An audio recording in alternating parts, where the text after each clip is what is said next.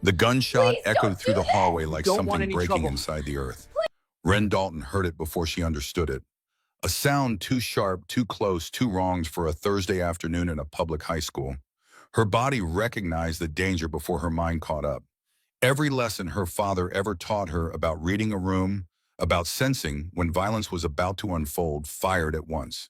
She turned from the entrance doors and saw him.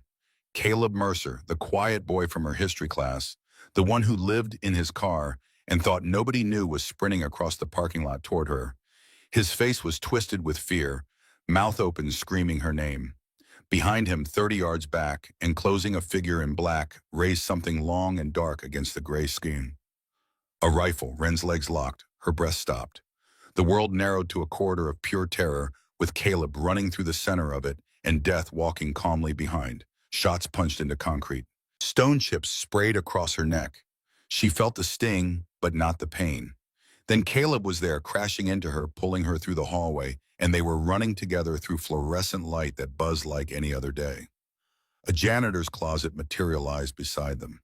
He shoved her through the door and slammed it shut, his back against the door, his feet braced against a metal shelf. A bullet came through the gap between door and frame and hit him in the shoulder, and his shirt turned dark and heavy with red. Through the crack in the door, Ren saw an eye, bloodshot, empty, looking right at them. Then Caleb spoke to the eye, and his voice was gentle, and Ren understood that she was watching a boy with nothing give away the only thing he had left. But that moment was still 4 days away. 4 days earlier, Ren Dalton sat in the back row of Mr. Hargrove's American history class and watched the world like she always did, quietly, carefully. From a distance, that felt safe but never comfortable. The classroom smelled like dry erase markers and institutional carpet. Mr. Hargrove was lecturing about the Dust Bowl, about families who lost everything and walked west with nothing but hope and desperation. Ren found the irony almost unbearable. This room was full of people carrying their own private dust storms, and nobody seemed to notice. She noticed. Ren Dalton was 17 years old, 5'6", with blonde hair darkened at the roots because she'd stopped bleaching it 3 months ago and couldn't find a reason to start again. A tattoo of wings climbed from her collarbone toward her jaw, the ink still sharp because her father's fur-beige friend had done it for her 16th birthday in the back room of a motorcycle shop, while 3 Hells Angels stood guard at the door. She wore a leather jacket even when the building was warm. Not because she was cold, because armor was armor, and Ren had learned young that the world required it.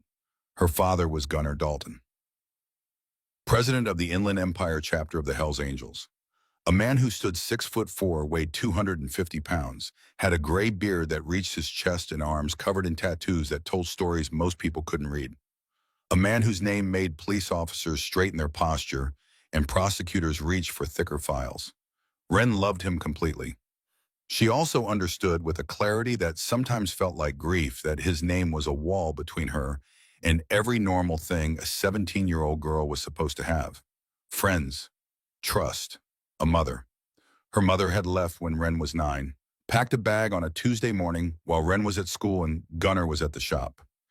Left a note on the kitchen counter that said 3 sentences, and Ren had memorized all of them, even though she wished she hadn't. The words lived in her chest like a splinter she couldn't reach. The leaving hadn't come from nowhere. 2 years before the note, Ren's older brother had died. Sawyer Dalton, 16 years old, riding his motorcycle on Route 18 when a pickup truck ran a red light. The truck driver walked away with a broken collarbone. Sawyer didn't walk away at all. The funeral had 300 bikers and one mother who stood at the back and stared at the casket like she was watching her own life lowered into the ground. 2 years later, she was gone. The weight of loving a man whose world took her son was more than she could carry. So Ren grew up in a house full of leather and engine grease and men who called her princess but couldn't teach her how to braid her own hair. She learned to read people the way her father read a room when he walked into a bar he'd never been to before. Exits first, threats second, allies third, everything else was noise. She applied that skill to Riverside High every single day. Not because she expected violence, because observation was the only thing that made her feel safe in a place where she didn't belong. And 3 weeks ago, her observation had locked onto 2 people. The first was Caleb Mercer. He sat in the back corner of American history, 3 rows behind her and 2 seats to the left. 17 years old with dark circles under his eyes that looked like bruises, hair that needed cutting, clothes that rotated on a cycle so precise it was almost military. Gray shirt Monday, blue shirt with the frayed collar. Tuesday, black shirt so faded it looked purple Wednesday. Then back to gray. 3 shirts. Wren counted them the first week. By the second week, she understood what 3 shirts meant. Poverty didn't look like the movies. It didn't announce itself with torn clothes and visible ribs. It looked like precision. Like a boy who ironed his shirts in a gas station bathroom and timed his showers to the minute and never let a single crack show in the surface of his carefully constructed normal. She watched him at lunch. Every day he took his free cafeteria tray and walked straight past the tables, past the groups and cliques and social ecosystems he'd stopped trying to navigate, and carried his food out to the parking lot. She followed him once at a distance, watched him eat in his car, watched him tear pieces of meat from his sandwich and drop them on the pavement for a scrawny orange tabby cat that limped on its back leg and purred like a small engine when it ate. He was feeding the cat from his own lunch. A boy who couldn't afford a haircut was sharing food with a stray animal because compassion didn't consult a bank balance before it moved through you. She'd started watching the parking lot more carefully after that. Her father had taught her that if you wanted to know someone's story, you watched where they went when they thought nobody was looking.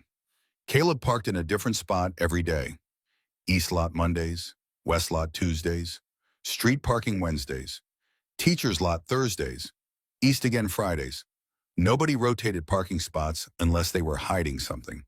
On the third Tuesday, Wren stayed late after school, sat in her car in the far corner of the West lot engine off, watching. At 9:45 at night, Caleb's Honda Civic pulled into a spot behind the old gymnasium. The headlights went off, the engine stayed silent, and Caleb Mercer reclined his seat and closed his eyes. He was living in his car. Wren sat in her own car for 20 minutes after that, gripping the steering wheel, breathing through something that felt too large for her chest. She recognized him. Not his face, not his name, but his condition. The careful invisibility. The way he moved through the school like a ghost who'd learned that being seen meant being questioned, and being questioned meant being discovered, and being discovered meant losing the only stability he had. She recognized it because she wore invisibility too. Different fabric, same purpose. Her leather jacket, his rotating parking spots. Her silence, his silence. 2 people hiding in plain sight for entirely different reasons, carrying entirely different weight, but occupying the same frequency of loneliness. She didn't tell anyone. Not her father, not a teacher, not a counselor. Because Wren understood something most people didn't. Sometimes the cruelest thing you could do to a person holding their life together with safety pins and willpower was to expose them to people who would call it a problem and assign it a caseworker.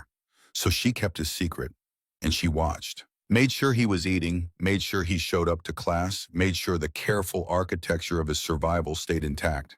That was the first person Wren's radar locked onto. The second was Nolan Pritchard. Nolan sat in Wren's second period, an elective called Current Events, that the school used to fill scheduling gaps. He was the kind of boy who used to take up space in a room. Loud laugh, broad shoulders, the remnants of an athlete's build going soft around the middle because he'd stopped working out.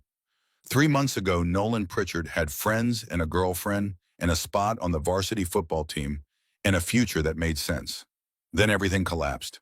The collapse came in stages like a building being demolished floor by floor. First his parents, a divorce so ugly the details leaked into school gossip like sewage through a cracked foundation. His father moved out. His mother started drinking. Nolan came to school one Monday with a bruise on his jaw and told everyone he'd walked into a door, and everyone pretended to believe him because the alternative was uncomfortable. Second football, his grades dropped below the eligibility threshold, and Coach Brennan cut him from the team with a conversation that lasted 4 minutes. 4 minutes to erase the only thing Nolan had that made him feel like he mattered. Third, his girlfriend. She left him for a junior named Travis and posted photos of them together on Instagram the same day. The comments section was a graveyard of laughing emojis. Fourth, the internet. Someone created a fake account using Nolan's name and photos and posted things that weren't true but spread like fire through dry grass. By the time the account was reported and removed, the damage was done. Nolan Pritchard went from being a person to being a punchline. Ren watched all of it happen. Watched the way his posture changed, shoulders curling inward like he was trying to make himself smaller. Watched the way his eyes went from angry to sad to something worse than both. Empty. Flat. Like someone had turned off all the circuits behind them and left just enough power to keep the body moving. Her father had a name for that look. He called it the dead man's stare. He'd seen it in prison in the faces of men who'd decided something terrible and found peace in the decision. The planning was done. The fear was gone. All that remained was the execution. Gunnar had taught Ren to recognize it because he said it was the most dangerous expression a human face could wear. A man in pain was unpredictable. A man in rage was dangerous. But a man with dead eyes had already crossed a line inside himself that most people didn't even know existed. He wasn't thinking about consequences anymore. He was thinking about logistics. Ren saw the dead man's stare on Nolan Pritchard's face for the first time on a Thursday 6 days before everything happened.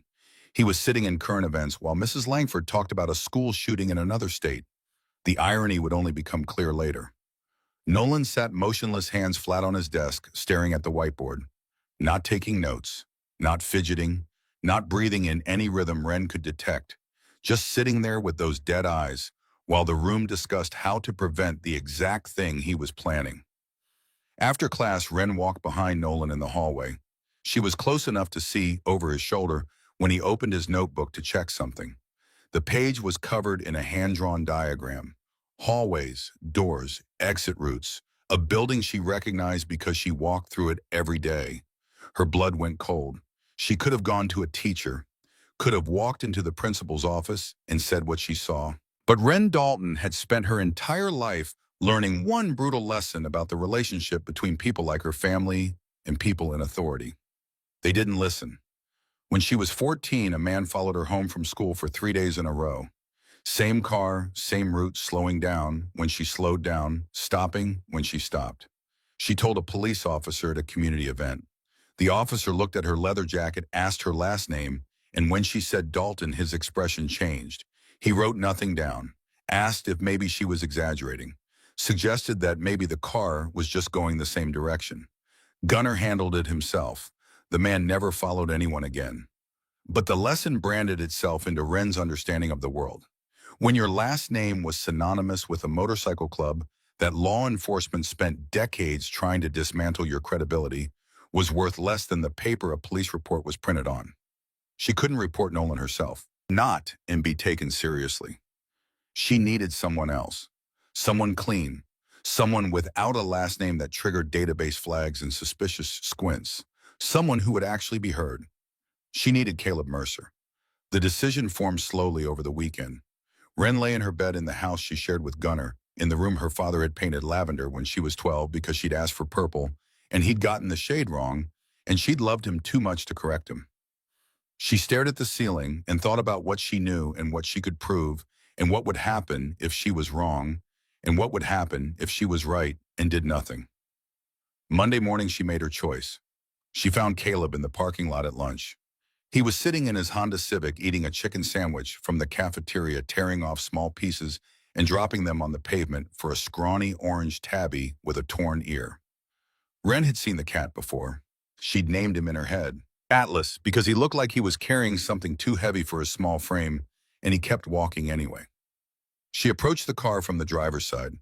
Caleb saw her coming and his whole body tensed. She recognized the micro-expressions: fear of discovery, calculation of excuses, preparation of lies. She knocked on his window. He rolled it down 2 inches, just enough to hear her, not enough to invite conversation. "You're Caleb Wright from Hargrove's class." "Yeah." His voice was careful, measured, giving away nothing. "I'm Ren. I know who you are." Something in the way he said it, not hostile, not friendly, just aware. He knew her name the way she knew his from a distance, through observation without ever closing the gap. "Can I sit?" He stared at her for a long moment. She could see the debate behind his eyes. Talking to people meant risk. Risk meant exposure. Exposure meant losing the careful balance of his invisible life. But he unlocked the passenger door. Ren climbed in. The car smelled like fast food and fabric softener, and something underneath both that was just the smell of a life lived in a small space with no ventilation. She didn't react, didn't wrinkle her nose, didn't let her eyes wander to the backpack stuffed with clothes in the back seat or the Ziploc bag with a toothbrush visible in the center console. "You okay?" she asked. "Fine.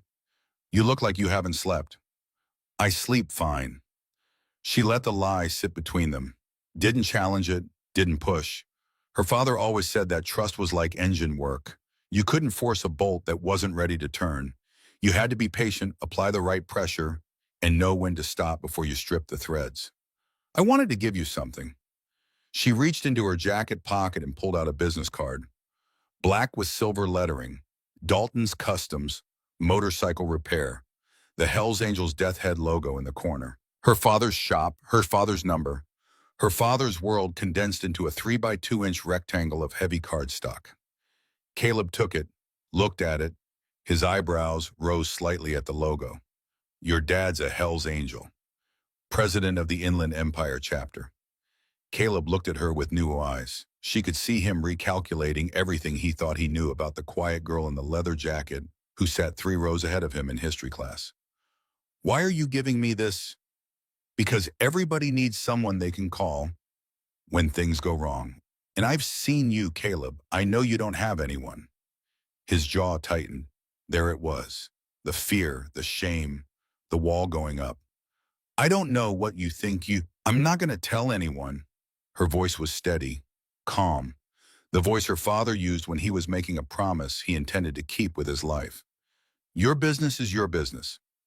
I'm just saying, if you ever need anything, anything at all, you call that number. Day or night." She opened the car door and stepped out before he could argue, before he could hand the card back, before the wall finished going up. "Why?" Caleb's voice followed her out, quiet, almost broken. Ren turned back, looked at him through the open door. A 17-year-old boy sitting in a car that was his home, his dining room, his bedroom, his entire world, holding a business card like he didn't know what to do with kindness. "Because you're one of the good ones," she said, "and there aren't enough of us left." She walked away before her voice could crack, before he could see that her hands were shaking.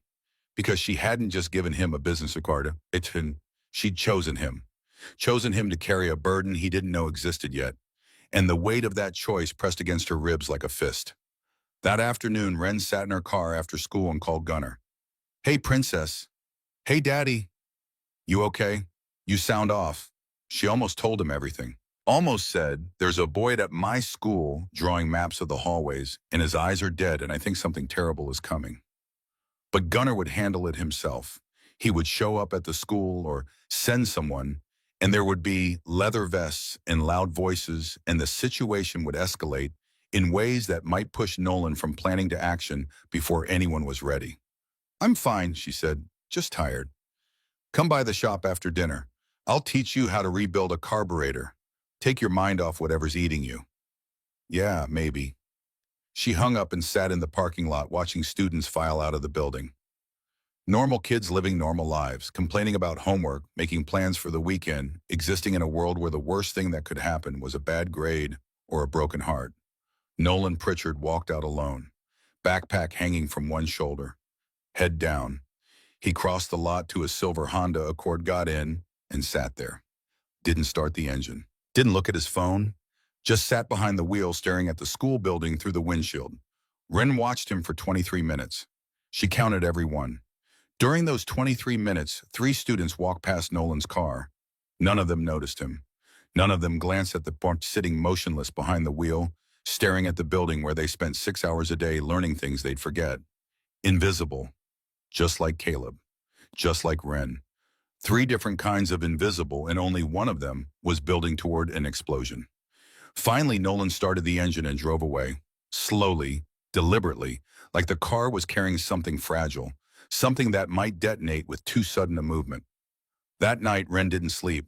She lay in her lavender bedroom with the motorcycle posters on the walls and the framed photo of Sawyer on her nightstand, and she thought about dead eyes and building diagrams and the terrible arithmetic of doing nothing. 2 days passed, Tuesday and Wednesday, 2 days of watching Nolan in class, watching his stillness deepen, watching whatever was building behind those empty eyes grow heavier and closer to the surface. 2 days of watching Caleb in history class and knowing she'd planted a seed she couldn't unplant. On Wednesday at lunch, Ren saw Nolan's car in the parking lot again. Same spot as before, same posture behind the wheel, same dead stare aimed at the school. But this time he sat for 40 minutes. 40 minutes of motionless observation like a predator, studying the geometry of an attack, memorizing sightlines and distances, and the rhythm of doors opening and closing. Ren photographed his car from her own. Timestamp, license plate, location. She didn't know what she would do with the photos yet, but documentation was preparation, and preparation was the distance between being ready and being too late. That night, Wednesday night, Caleb Mercer was parked behind the old gym building, trying to finish his history homework by phone flashlight, when his phone buzzed with a text from an unknown number. The night was cold enough to see his breath inside the car. He had the sleeping bag pulled up to his waist and a hoodie zipped to his chin. The Honda Civic's heater hadn't worked in 3 months, and the repair would cost $200 he didn't have.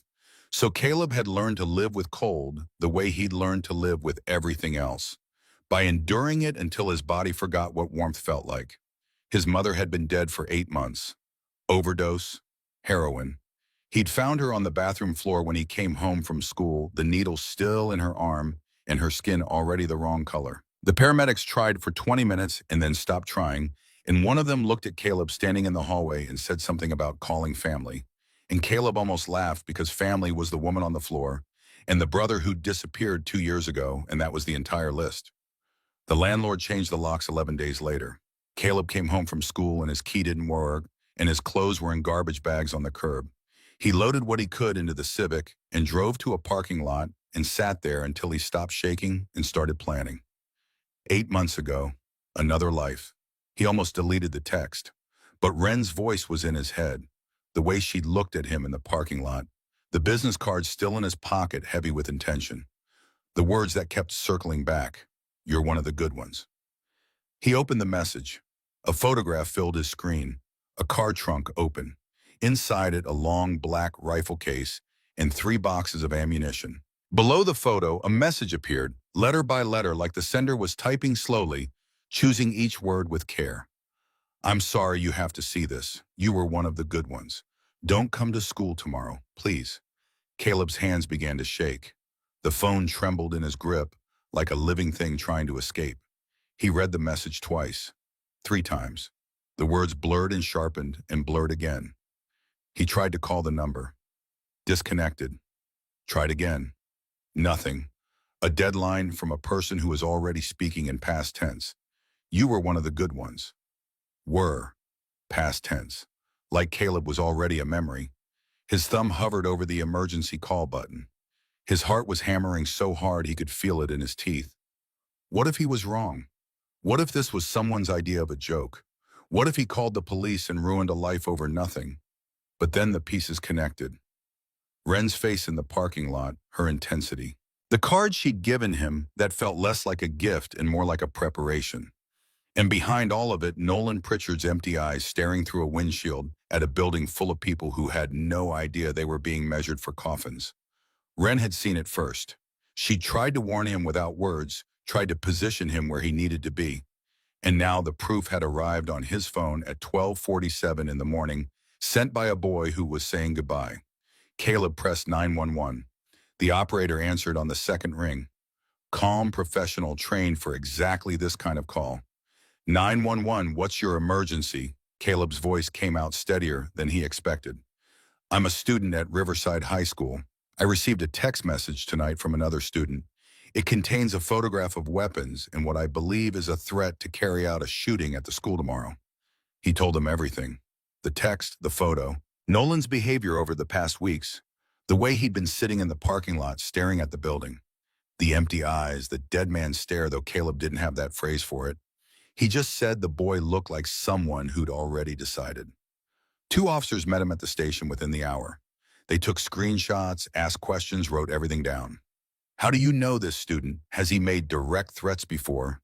Do you have additional evidence? Caleb told them what he knew, what he'd observed, what his gut told him. One of the officers, an older man with gray at his temples and tired eyes, that had probably seen too mmany of these calls turn out to be nothing, and too many turn out to be everything, put his hand on Caleb's shoulder. You did the right thing, son. But Caleb didn't feel right. He felt like he'd pulled the pin on a grenade and couldn't tell if he'd thrown it far enough. He spent the rest of the night parked across from the police station, watching the front doors, unable to sleep. His phone battery dropped to 23%. His shoulder ached from the angle of the seat. His eyes burned. At 5:30, he gave up on sleep. Drove to school early, parked in the teacher's lot, slipping in before anyone with a pass arrived. Watched the sun come up over the school, like it did every morning, orange and indifferent. At 7:15, a police car pulled into the lot. The school resource officer walked inside with the principal. Caleb watched from his car, fingers wrapped around the steering wheel, knuckles white.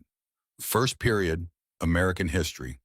Mr. Hargrove talked about the New Deal and the CCC and young men who built roads and bridges in national parks because the country gave them a chance when everything else had fallen apart. Caleb heard the words through a wall of static. His eyes kept moving to Nolan's empty seat. At 8:47, the PA system crackled. Nolan Pritchard, please report to the main office. Nolan Pritchard to the main office. Whispers erupted like small fires across the classroom.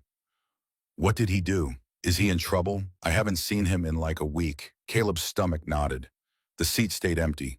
Nolan wasn't in the building.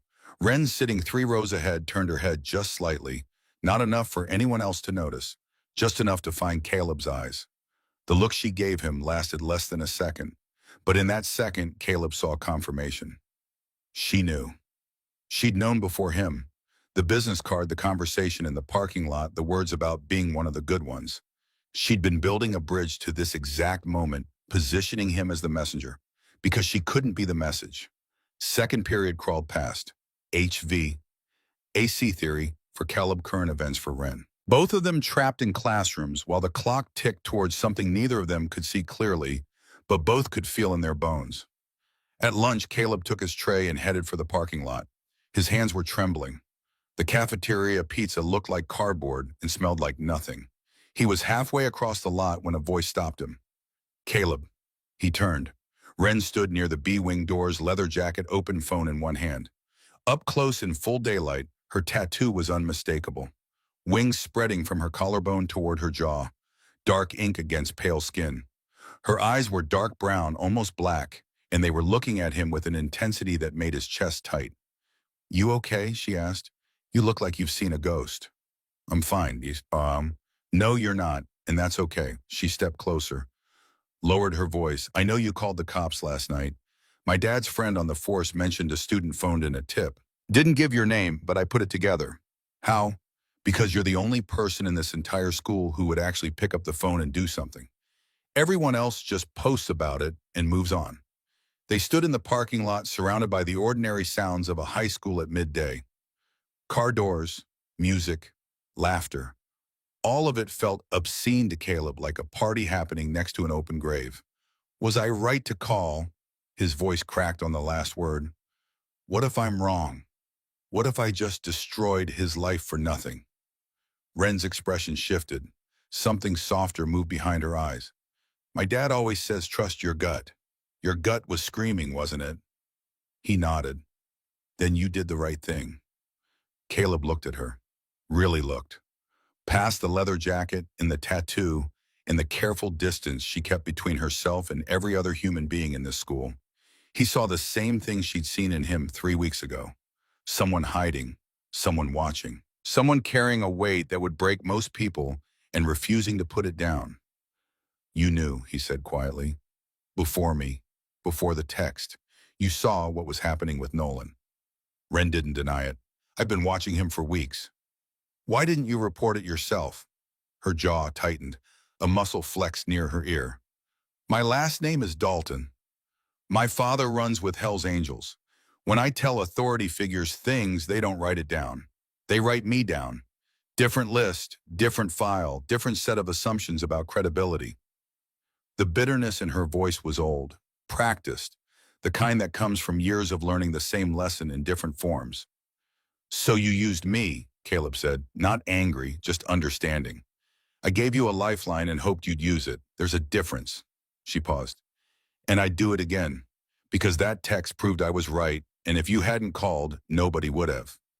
They stood there for another moment, two invisible people seeing each other clearly for the first time, and then the bell rang and they went back to their separate corners of a building that neither of them knew was running out of time.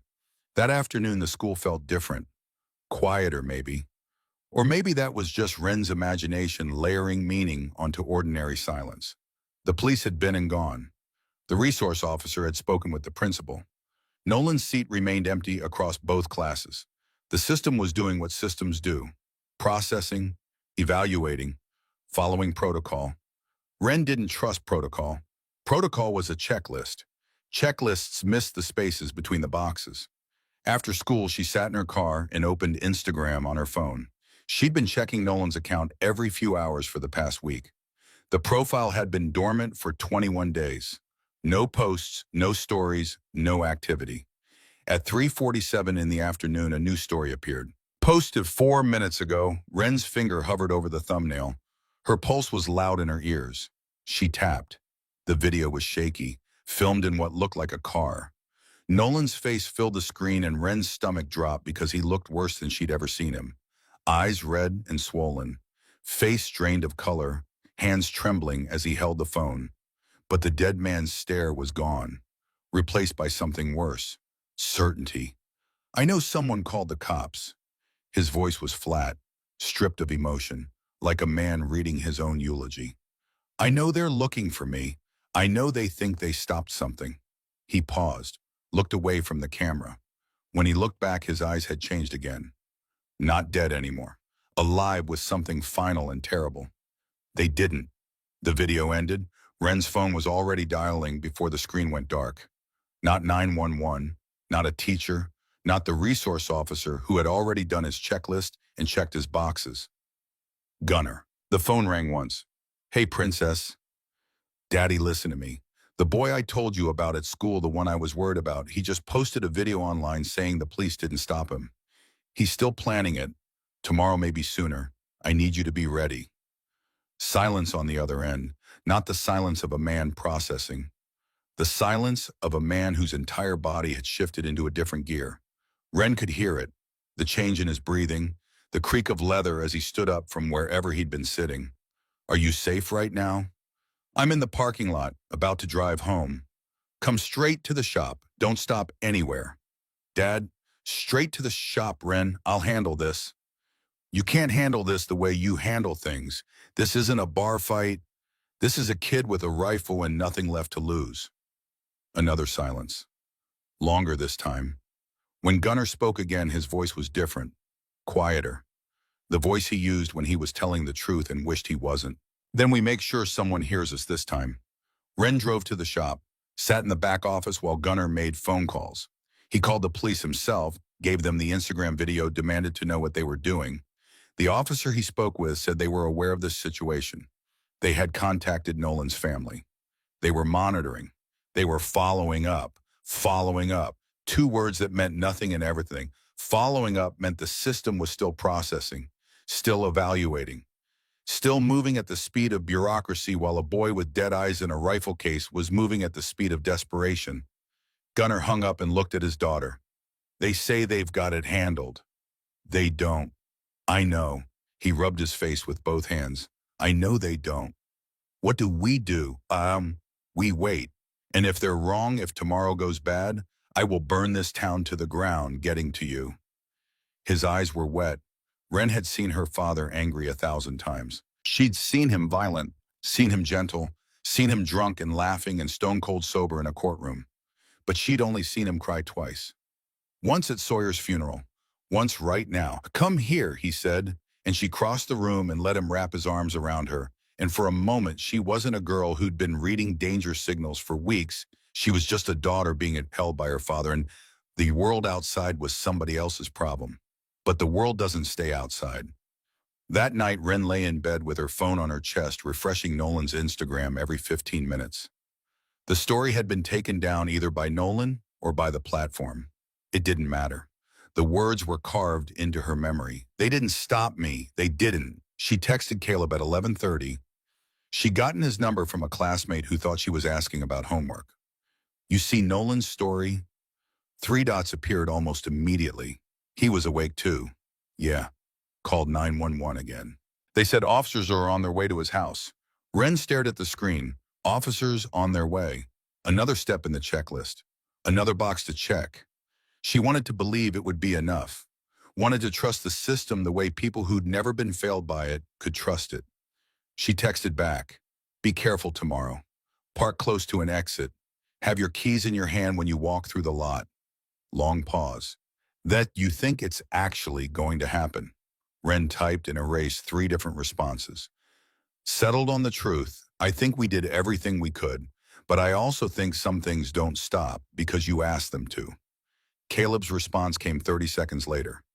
"I'll be there. I'm not going to hide." Something in those words hit Ren square in the chest. The quiet defiance of a Saudi who had nothing and still showed up every day.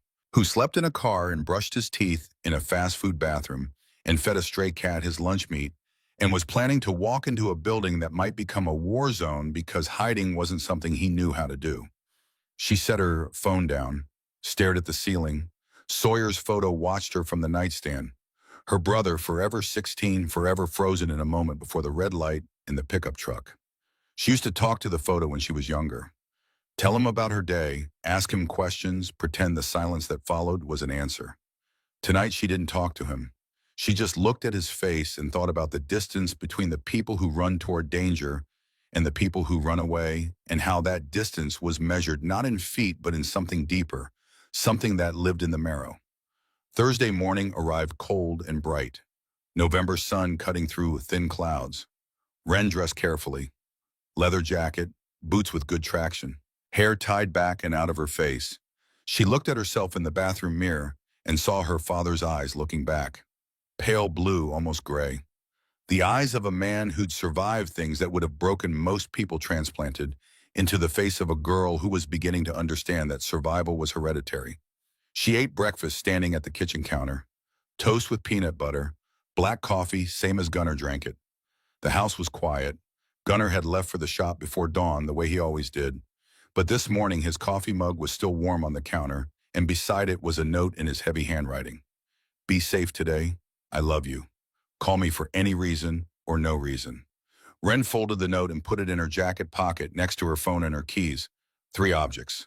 3 lifelines. She walked out the door and pulled it shut behind her and stood on the porch for a moment, breathing the cold November air, and thought about all the people who would walk into Riverside High today without knowing what she knew. She drove to school with her phone in her lap, volume turned all the way up. Gunnar had texted at 6:15. "I'm at the shop, 10 minutes from the school. You call, I come." No hesitation. The parking lot was filling up. Normal morning case. Buses, cars, students walking in groups, backpacks slung over shoulders. The school resource officer's car was parked near the front entrance. Ren noted its position. Also noted that it was 1 car, 1 officer in a building with 6 entrances and 1,400 students. She parked near the B-wing entrance, close to a door just like she told Caleb. Keys stayed in her jacket pocket, not in her bag. Ready. First period. Mr. Hargrove's American History. Ren sat in her usual seat and felt the room like a living thing around her. 30 students, 1 teacher, 1 door, windows that didn't open far enough to climb through. She calculated the distance from her seat to the exit. 14 feet. She could cover it in 3 seconds. Caleb was in his corner. Their eyes met briefly. He looked exhausted, hollow. She could see the phone in his hand under the desk, screen angled where only he could see it. Mr. Hargrove was talking about the Tennessee Valley Authority, building dams, harnessing rivers, turning destruction into power. Ren heard none of it. She was listening for something else. Something underneath the ordinary sounds. A door opening too fast. Footsteps with a wrong rhythm. The absence of sound that comes right before everything changes. The PA system crackled. "Nolan Pritchard, please report to the main office." Nolan Pritchard. His seat was empty, had been empty all morning. The whispers started. Ren's phone buzzed in her pocket.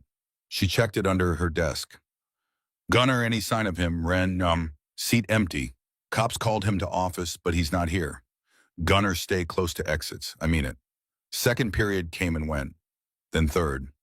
Each hour stretched longer than the last. Each minute filled with a tension only two people in the entire school could feel. Caleb and Wren, two invisible sentinels watching for a storm that might never come or might already be on its way. Lunch period, 12:35. Wren grabbed her bag and headed for the B-wing exit. She needed air, needed to step outside and breathe and call Gunner and hear his voice tell her she was safe even if she wasn't sure she believed it. She pushed through the double doors into the November cold, pulled out her phone, started to dial. That was when she saw the car. Silver Honda Accord, pulling slowly into the far end of the parking lot, engine barely audible, moving with the careful deliberation of something that had rehearsed this approach a dozen times. Wren's thumb froze over the call button. The car pulled into a spot near the B-wing entrance. 50 yards from where she stood, the engine died. For a long, terrible moment, nothing happened. Just the car sitting there and Wren standing at the doors and the space between them filling with something electric and lethal. The driver's door opened. Nolan Pritchard stepped out, all black, oversized jacket wrong for the warm weather.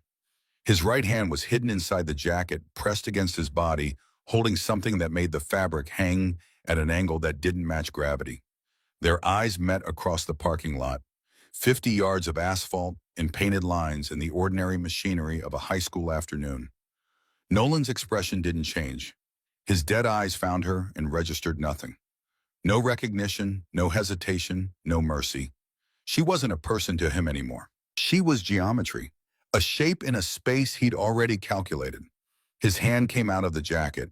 The rifle was black and longer than she expected, and Nolan was raising it toward the entrance toward her, and Wren's body was screaming at her to move, to run, to get back through those doors. But her legs had turned to concrete, and her father's voice was in her head saying, "Run, princess, run." But she couldn't because fear had locked every joint in her body.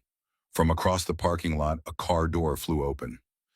Caleb Mercer was running, not away from the building, not toward safety, toward her, sprinting across the pavement with his arms pumping and his face twisted with terror, screaming her name in a voice that didn't sound human, that sounded like something being torn apart.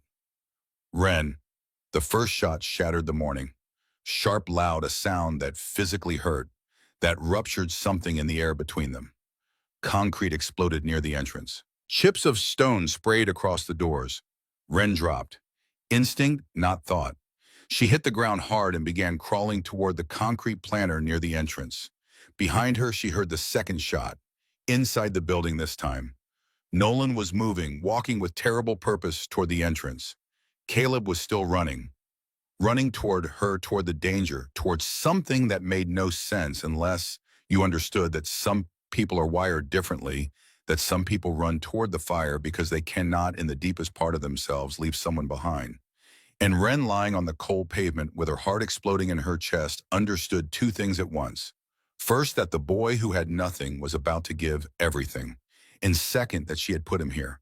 She had chosen him, positioned him, made him the messenger, the witness, the person who cared enough to call and brave enough to show up. And now he was sprinting toward a rifle because she was in its path, and the weight of that choice was the heaviest thing she had ever carried. Heavier than her mother's absence, heavier than Sawyer's death, heavier than a last name that closed every door before she could knock.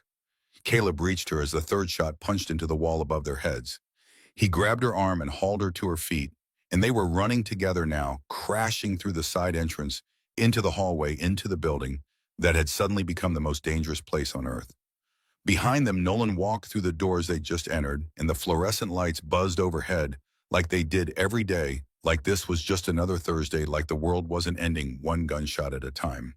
Wren ran, Caleb ran beside her, and somewhere behind them, getting closer with every measured step, the dead man's stare followed them into the hallway.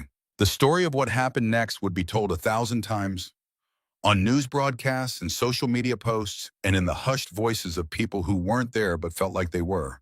They would call Caleb a hero. They would call it a miracle. They would analyze the footage from a classroom camera and measure the distance between the exit door and the closet door and marvel at the fact that a 17-year-old boy chose the longer path. But Wren would know the truth that no camera captured and no news report could explain. She had started this. She had seen the danger first had positioned, the pieces had set the chain of events in motion. And when the moment came when all her planning and calculation and careful observation collided with the raw chaos of a boy with a gun, it was someone else who paid the price in blood. Someone who had nothing. Someone who gave everything. And Ren Dalton, the invisible girl, the biker's daughter, the one who watched and planned and never let anyone close enough to matter, and was about to learn what it meant to owe a debt that could never be repaid. But first, she had to survive the hallway. Time did something it wasn't supposed to do. It stretched. Each second became a room Ren could walk through, examining every detail with the terrible clarity of a person who understands that memory is about to become evidence. She was on the ground near the B-wing entrance, concrete cold against her palms, chips of stone in her hair from where the first bullet had hit the wall. Her phone was still in her right hand, Gunner's number still glowing on the screen, the call never completed. Across the parking lot, Caleb Mercer was running toward her. Behind Caleb, walking with the mechanical precision of a wind-up toy that had been wound too tight for too long, Nolan Pritchard advanced with the rifle held against his shoulder. His face was blank. Not angry, not sad, not anything. The dead man's stare had reached its final form. He wasn't a person anymore. He was a trajectory, a direction, a bullet that happened to have legs. Caleb screamed her name again. The sound was raw, shredded, the voice of a boy who was running out of air and out of time, and knew it and kept running anyway. His sneakers slapped the pavement in a rhythm that didn't match his heartbeat. Nothing matched. The world was full of sounds that shouldn't exist. The echo of the first shot still ringing off the brick walls. A car alarm triggered by the concussion. Somewhere inside the building, a girl screaming. Ren pushed herself to her knees. Her body felt like it belonged to someone else. She grabbed the door handle of the B-wing entrance and pulled herself upright. The glass door was still intact, still swinging on its hinges from when she'd burst through it moments ago. She yanked it open. Caleb reached her. He grabbed her arm with both hands and pulled her through the doorway. They crashed into the hallway together, feet sliding on the wax tile floor's shoulders, hitting lockers. The door swung shut behind them, and for 1/2 second, the building felt safe. Walls, ceiling, fluorescent lights buzzing overhead like a normal day. Then the door opened again. Nolan walked through it like he was walking into a classroom. No rush, no urgency. The rifle swept left, then right, then left again. Systematic. Practiced. Like he'd rehearsed this in his mind 100 times until the movements were as natural as breathing. The hallway was not empty. A sophomore named something Ren didn't know was frozen by the water fountain backpack half off her shoulders, mouth open in a scream that produced no sound. A teacher she recognized but couldn't name was 20 feet ahead, turning the corner with a stack of papers that scattered from his arms like frightened birds when he saw the rifle. The second shot fired inside the building. The sound was different in here, louder, sharper. It multiplied off the concrete walls and the metal lockers and the tile floor until it felt like it came from everywhere at once. The sophomore by the water fountain dropped. Ren didn't see where she was hit. Didn't see if she was hit. Just saw her drop and stay down. Caleb pulled Ren forward. They ran. The hallway stretched out in front of them, impossibly long, the fluorescent lights creating a tunnel of white that seemed to go on forever. Their footsteps echoed. Behind them, Nolan's footsteps echoed too, slower, steady, the rhythm of a man who knew where everyone was going and had calculated exactly how long it would take to get there. Third shot, the teacher with the scattered papers. He was trying to open a classroom door, his hands shaking too badly to grip the handle, and the bullet caught the wall 6 inches from his head. Plaster exploded. He fell sideways through the door that finally opened and disappeared. Students were pouring out of classrooms now, some running toward the exits, some running deeper into the building, some not running at all because their bodies had chosen the third option that nobody talks about. Not fight, not flight, freeze. Standing perfectly still in the hallway like deer caught in headlights that were actually muzzle flashes. Ren's mind was racing at a speed her body couldn't match. She needed to think. Her father had taught her about this, about the way violence creates a cascade of bad decisions because fear shuts down the prefrontal cortex and leaves you operating on pure animal instinct. The trick was to find one clear thought and hold on to it like a rope in a flood. One clear thought, get off the hallway. Every second they stayed in this corridor, they were targets. Long, straight, nowhere to hide. Nolan was behind them, maybe 40 feet back, and the hallway was his shooting gallery. They needed to get out of the line of fire. Not out of the building, not yet. Just out of this hallway. She saw it. Janitor's closet, left side of the corridor, 15 feet ahead. Door slightly ajar. The same closet where the maintenance crew stored their mops and floor wax and industrial cleaner. Small, windowless, a dead end. A dead end was also a position, a defensible position. One door, one entry point, better than a hallway with sight lines that went on for 60 yards. Ren grabbed Caleb's wrist and pulled him toward the closet. He understood immediately. Changed direction. They covered the 15 feet in a burst of speed that felt like flying and falling at the same time. Caleb reached the door first. He grabbed the handle, wrenched it open, and shoved Ren through. She stumbled into darkness, hit a shelf full of cleaning supplies, and spun around in time to see Caleb standing in the doorway, silhouetted against the fluorescent hallway, one hand on the frame. He wasn't coming in. He was looking back down the hallway at Nolan, and there was something on his face that Ren had never seen before. Not fear, not rage, something older than both. Something that looked like resignation and defiance welded together into an expression that said, "I know what happens next, and I'm choosing it anyway."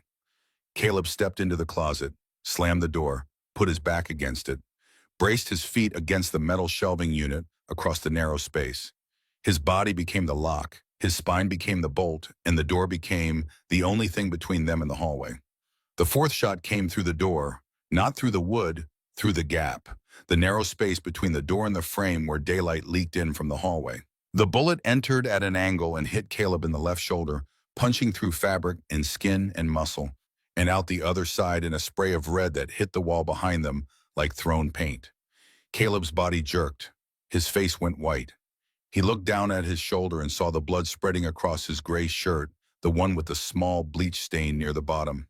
The shirt he'd been wearing when he brushed his teeth in a McDonald's bathroom 30 hours ago in a life that no longer existed.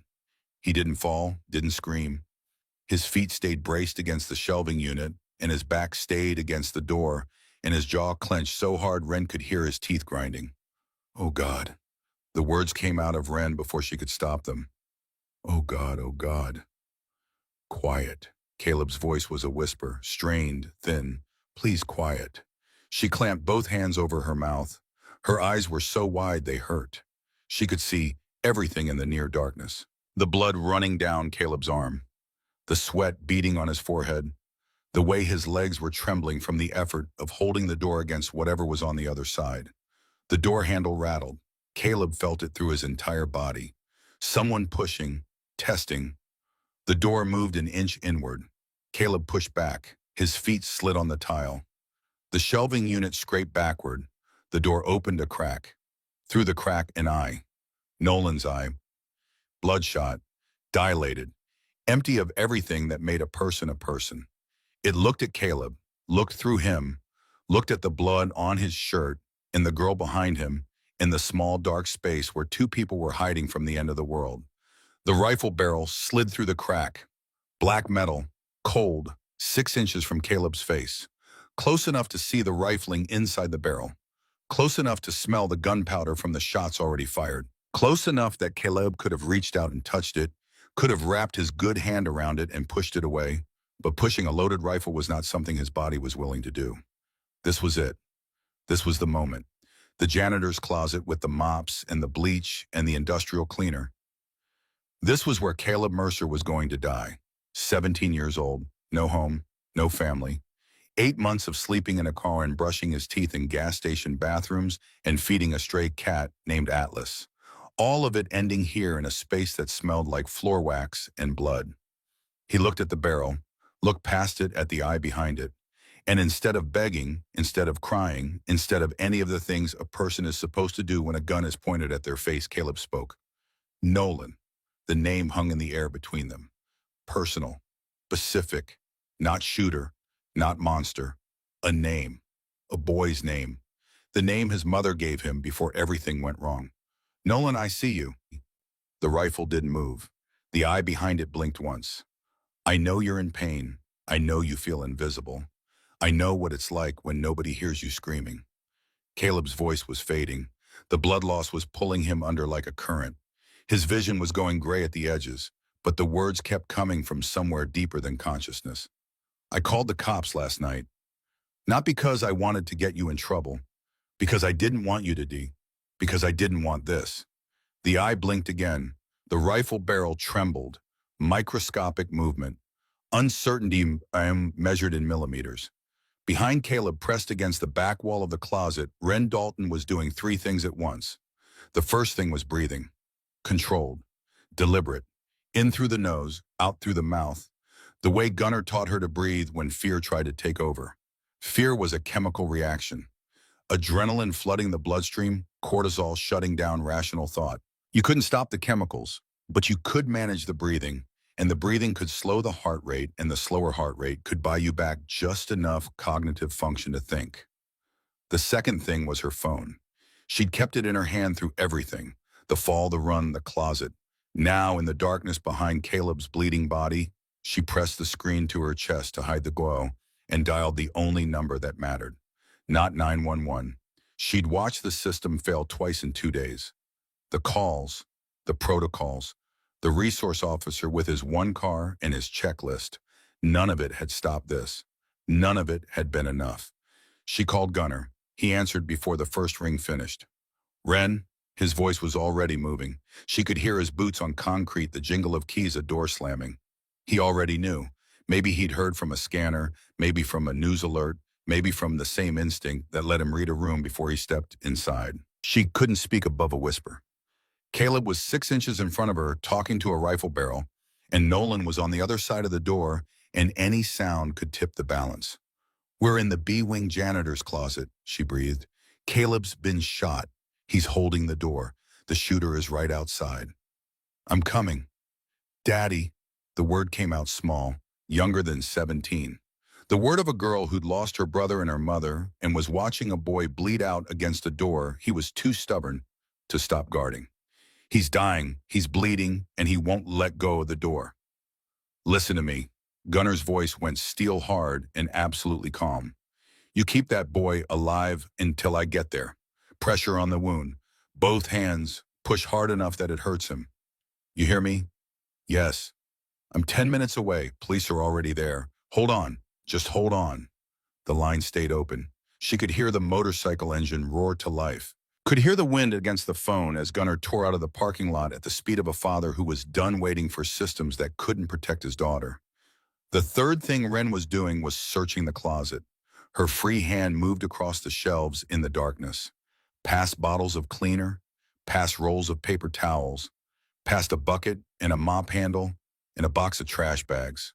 Her fingers closed around cold metal, cylindrical, heavy, fire extinguisher. She pulled it off the shelf silently, tested the weight, 10 pounds, maybe 12. Metal casing. If that door opened, if Caleb's legs gave out, if the rifle came all the way through, she was going to swing it at Nolan's head with everything she had. Not because she was brave, because the alternative was watching two people die in a closet, and Ren Dalton had already watched one person she loved get lowered into the ground, and she was not going to do it again. Caleb was still talking. His voice was a thread now, thin and fraying. "Doesn't have to end like this." Sirens, distant but real, getting closer. The wail of police cars approaching from multiple directions. Finally, too late for the people already hurt. But maybe not too late for the two people in the closet and the one person on the other side of the door who still had a choice. The eye visible through the crack in the door changed. Something moved behind it. Not the dead man's stare anymore. Something liquid and broken. Something that looked like a boy waking up from a dream and finding himself in a nightmare he'd built with his own hands. Nolan's voice came through the crack. Small, wrecked, nothing like the flat monotone from the Instagram video. "I can't stop." "You can," Caleb whispered. "You just did. You stopped right here." The siren screamed closer, a block away, maybe less, tires screeching, doors slamming, commands being shouted through megaphones. The rifle pulled back through the crack. The eye disappeared. Footsteps. Running, getting quieter, moving away from them down the hallway toward the other end of the building. Caleb didn't move. Couldn't. His body had locked into position against the door muscles, cramped and trembling, blood pooling beneath him on the tile. His eyes were half closed. His breathing had gone shallow and fast. Ren dropped the fire extinguisher and moved to him instantly. She pushed herself between his body and the door, taking over the barrier position, freeing his back from the weight he'd been holding. He sagged forward. She caught him with both arms and lowered him to the floor. The blood was worse than she'd expected. His entire left side wall soaked. The gray shirt was black with it. She could see the entry wound through the torn fabric, a dark hole in the meat of his shoulder that pulsed with each heartbeat, pushing fresh red with every contraction.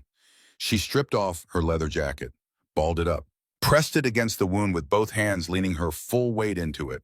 Caleb's eyes flew open, and he made a sound that wasn't quite a scream, a grinding, guttural noise that came from somewhere below language. "Look at me." Ren's voice was her father's voice now. Command, authority, the voice you used when someone was slipping away and you needed to give them something to hold on to. "Caleb, look at me. Open your eyes and look at me right now." His eyes found hers, brown meeting brown in the near darkness of a janitor's closet that smelled like bleach and blood. "You don't get to close your eyes. You hear me? You don't get to quit." "Hurts." One word, all he could manage. "I know it hurts. It's supposed to hurt. Hurting means you're alive. Keep hurting." She pressed harder. He groaned. Blood seeped between her fingers, hot and slick. The leather jacket was already saturated. She could feel his heartbeat through the wound, fast and thready, a bird beating its wings against a window it couldn't break. "Why did you run toward me?" she asked.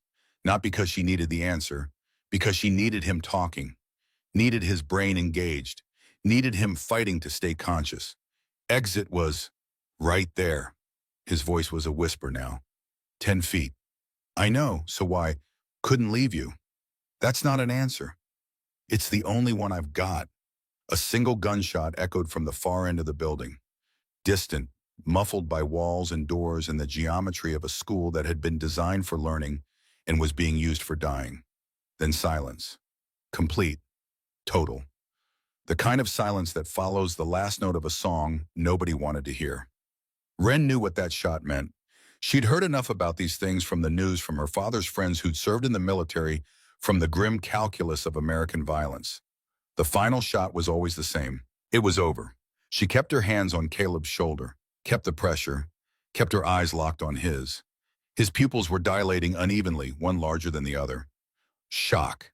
His body was shutting down non-essential systems, rerouting blood to his core, sacrificing his extremities to keep his heart and lungs and brain alive for a few more minutes.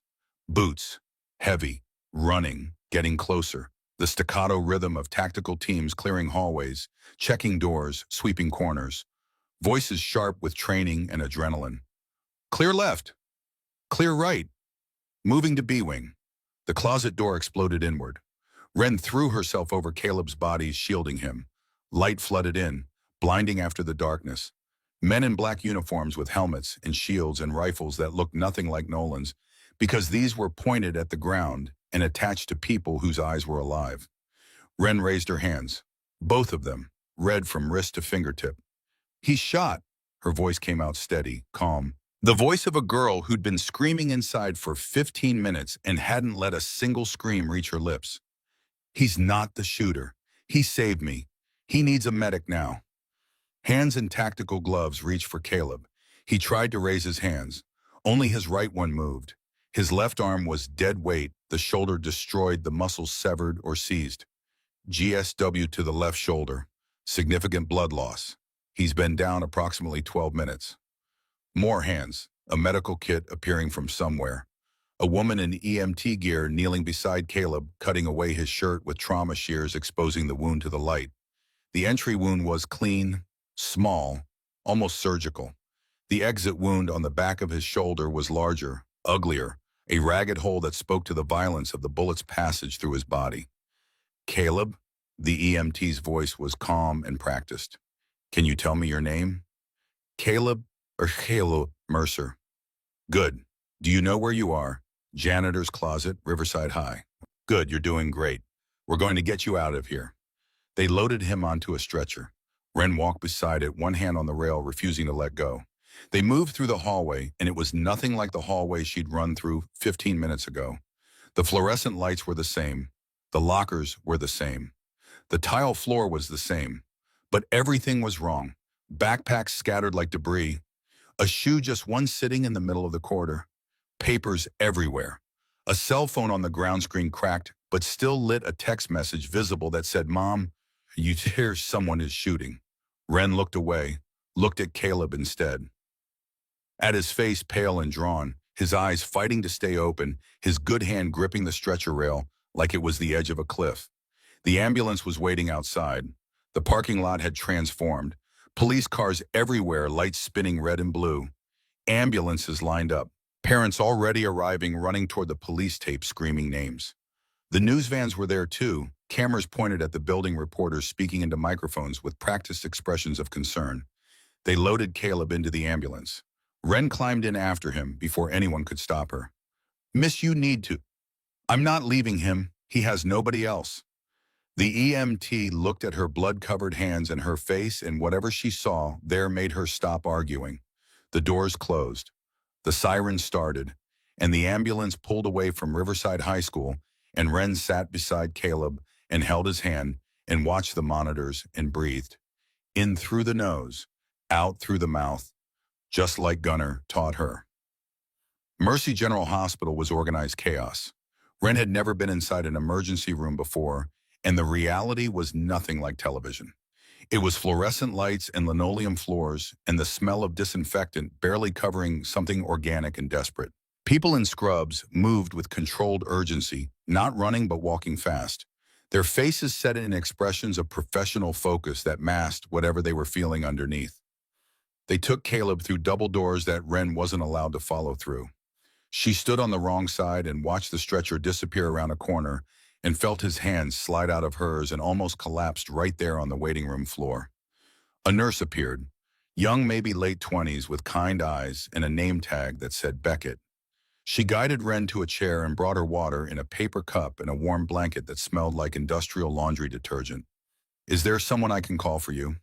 "My dad, he's on his way." "Your friend, the boy they brought in, is he family?" Ren looked at her blood-stained hands, at the leather jacket she'd used as a bandage, now sitting in a clear plastic evidence bag that someone had sealed and labeled. At the phone in her lap, with Gunnar's call still active, 16 minutes and counting, the connection still open, even though neither of them had spoken in the last 5. "Yes," she said, "he's family." Gunnar arrived 23 minutes after the ambulance. Ren heard him before she saw him. The sound of heavy boots on linoleum moving fast, in a voice that made hospital security officers step aside without being asked. He came around the corner, and she stood up, and he crossed the space between them in 4 strides and picked her up off the ground in a hug that cracked something open inside her chest. She cried then, hard, the kind of crying that comes from a place below the ribs, that shakes the whole body, that doesn't stop when you want it to. "I've got you," Gunnar said into her hair. "I've got you, princess. You're safe." "He saved me." The words came out broken. "He ran toward me, Daddy.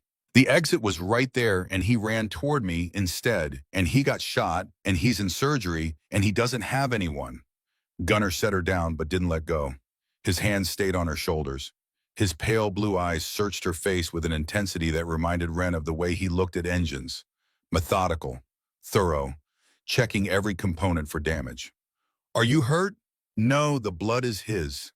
He looked at her hands, at her clothes, at the absence of her leather jacket. He nodded once, a slow dip of his massive head that contained more emotion than most people could express with their entire bodies.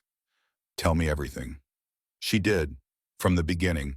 Not from 4 days ago, but from 3 weeks ago, when she first noticed Caleb sleeping in his car.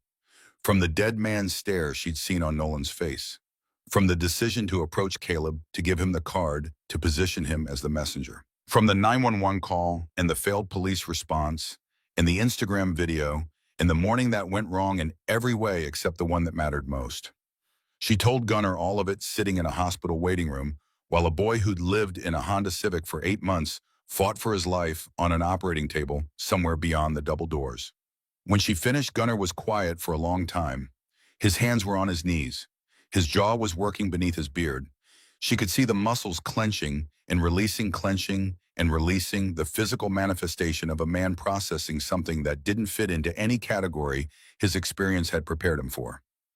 This boy, he said finally, this Caleb, he has no one, no parents. His mom died of an overdose 8 months ago. He has a brother somewhere, but they're not in contact. He's been living in his car since his mom died. He parks in the school lot. He eats his free lunch in his car. He feeds a stray cat. And today he took a bullet for me because he said he couldn't leave me.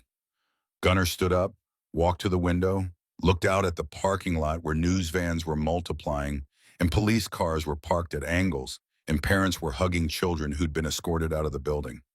He stood there for 3 full minutes without speaking. When he turned back, his eyes were wet. Sawyer, he said.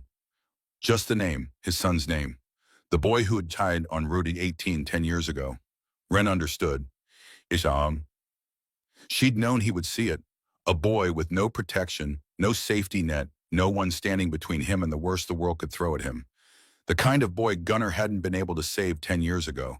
The kind of boy who reminded a father of everything he'd lost and everything he'd failed to prevent. Daddy, Wren said carefully, when they discharge him, they're going to need an address. They're going to need a family member. Someone to take responsibility. I know where you're going with this. He saved my life. He has nothing, no home, no family, no one waiting for him. He's going to wake up in a hospital bed with a hole in his shoulder and nowhere to go. Gunnar looked at her, his pale eyes steady, measuring. You're asking me to take custody of a 17-year-old boy I've never met. I'm asking you to be the person you taught me to be. You told me our people take care of their own. You told me brotherhood means showing up when it matters. That boy showed up for me today. He showed up with nothing and gave everything. If that doesn't make him one of ours, then the patches and the vests and the brotherhood are just words. The silence that followed was the longest of Wren's life. She watched her father's face, watched the war behind his eyes, watched the man who ran a motorcycle club, and the man who'd buried a son, and the man who'd lost a wife, and the father who'd raised a daughter alone, all converge on a single decision. Gunnar pulled out his phone. Sullivan, he said when the line connected. It's Gunnar. I need you at Mercy General Hospital with emergency guardianship papers. A pause. Yeah, the shooting. My daughter's okay, but the kid who saved her has nobody. 17 years old, no parents, no home. I'm taking custody. Another pause longer. I don't care what you have to do. Make it happen. I'll pay whatever it says. He hung up and looked at Wren. Happy, Wren crossed the room and hugged him again. Harder this time, her arms barely reaching around his massive frame, her face pressed into his leather vest that smelled like engine oil and road dust, and the particular scent of a man who decided to do the right thing because his daughter asked him to. Thank you, Daddy. Don't thank me yet. That boy doesn't know what he's getting into. Sunday dinners alone are a commitment. 6 hours. That's how long Caleb was in surgery. 6 hours of Wren sitting in the waiting room, refusing to leave. Refusing to eat, refusing to do anything except stare at the double doors and wait for someone to come through them with news. The waiting room filled and emptied and filled again around her. Parents arriving in waves, some crying, some silent, some angry, in the particular way that people get angry when fear has nowhere else to go. Students in groups huddled together, staring at their phones, sharing information that was half true and half panic. Teachers with their professional composure cracking at the edges, holding it together for the students while their own hands shook. A woman sat down next to Wren at one point, mid-40s, business clothes, mascara tracks on her cheeks. She asked Wren if she was okay. Wren said yes. The woman looked at the blood on Wren's hands and said nothing else. Just sat there for 20 minutes, sharing the silence, then stood and walked away when a nurse called a name that made her face collapse. 3 people dead. Wren kept hearing the number, whispered in the waiting room, displayed on the television mounted in the corner, where a news anchor with perfect hair and a somber expression repeated the same facts in slightly different arrangements. 2 students, 1 teacher, 7 injured, the shooter deceased by his own hand, the school in lockdown for 4 hours, the community in shock. The number should have been higher, would have been higher, if Caleb hadn't called 911 the night before. if the police response, however slow, hadn't put some pressure on Nolan's timeline. If a boy in a janitor's closet hadn't talked to a rifle barrel like it was a person instead of a weapon, the number should have been 5, or 10, or 20. Instead, it was 3, and 3 was a tragedy and a miracle at the same time, and Wren did not know how to hold both of those things in the same thought. Gunner stayed for the first 2 hours, then left to make calls. He was planning something. Wren could see it in the way his jaw was set, in the deliberate way he spoke on the phone, in the list he was making in a small notebook he carried in his vest pocket. He didn't tell her what he was planning. He just kissed her forehead and said he'd be back, and walked out into the parking lot where 3 other bikers were waiting on their motorcycles like sentinels. At the 4-hour mark, a nurse told Wren the surgery was going well. The bullet had passed through the shoulder cleanly, missed the subclavian artery by less than an inch, missed the bone entirely. Significant muscle damage, but repairable. He would keep the arm. He would recover. At the 5-hour mark, Wren's phone buzzed, a notification from Instagram. The video was everywhere now, not Nolan's video, a different one, filmed by a student from inside a second-floor classroom window. The footage showed the parking lot, the B-wing entrance, and 2 figures. One running, one standing frozen at the doors. The quality was poor, shaky, shot through glass, but the story it told was unmistakable. You could see Caleb's car door fly open, see him sprint across the parking lot toward Wren, see him reach her just as the second shot fired, see him tackle her through the side entrance. The video cut off there, but it didn't need to show more. The 23 seconds of footage told the entire story. Caleb Mercer running toward danger, running toward a girl he barely knew, running away from the exit that would have saved his life. The video had 2 million views and was climbing. At the 6-hour mark, Dr. Whitfield came through the double doors. She was tall, mid-50s, with silver-streaked hair, pulled back in a practical bun, and eyes that had seen too much to be surprised by anything but still carried warmth. "You're the girl who came in with him, yes. He's out of surgery, he's stable. The bullet passed through the deltoid and the trapezius. Clean entry, clean exit. We repaired the muscle damage and stopped the internal bleeding. He's going to have significant recovery time, but he'll regain full function of the arm. Can I see him? He's in recovery, he'll be groggy. Hospital policy says family only for the first 12 hours. Dr. Whitfield paused, looked at Wren's blood-stained hands, at the intensity in her face, at the girl who'd been sitting in this waiting room for 6 hours without moving. "Are you family?" "Yes," Wren said, and it wasn't a lie. The recovery room was quiet except for the machines, heart monitor beeping in a steady rhythm. I have a drip, clicking softly. The ventilator had been removed, replaced by a nasal cannula that hissed oxygen in a gentle stream. Caleb looked smaller than she remembered. The hospital gown swallowed his frame. His left shoulder was wrapped in white bandages so thick they looked like armor. His face was pale, drawn dark circles under his eyes, made deeper by the fluorescent light. But he was breathing, steady, regular, alive. Wren pulled a chair to his bedside, sat down, took his good hand in both of hers. His fingers were cold. She wrapped her hands around them and held on. She sat like that for 47 minutes before his eyes opened. They opened slowly, unfocused at first, drifting across the ceiling tiles, trying to assemble the pieces of where he was and how he'd gotten there. Then they found Wren's face and locked on. Recognition. Memory. The hallway, the closet, the rifle barrel 6 inches from his nose. "Wren." His voice was sandpaper and gravel. "I'm here." "Tyler, the shooter." "Is he?" "His name was Nolan, and he's dead, self-inflicted, in the admin building after he left us." She paused. 3 people didn't make it. 2 students and a teacher. 7 others were hurt, including you. Caleb closed his eyes. When he opened them again, they were wet. "The bullet went clean through your shoulder," Wren continued. "Missed the bone, missed the arteries. Doctor says you'll have full recovery." "Lucky," Caleb whispered. "That's what Dr. Whitfield said. I have a different word for it." He tried to smile, didn't quite make it. "There's something else," Wren said. "The hospital needs to discharge you tomorrow. They need an address. They need a family member, someone to take responsibility for a minor patient."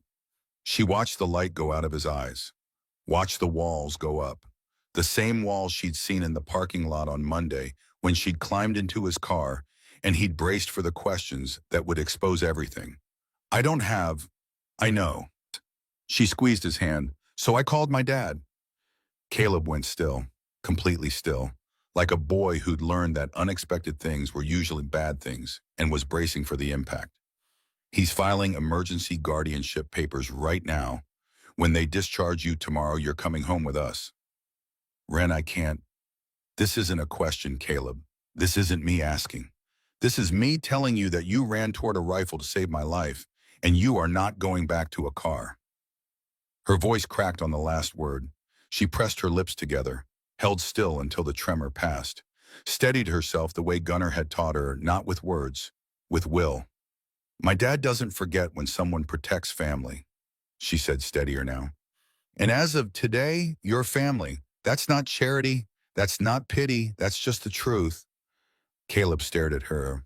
His eyes were searching her face for the catch, for the condition, for the part where the kindness turned conditional and the help came with strings.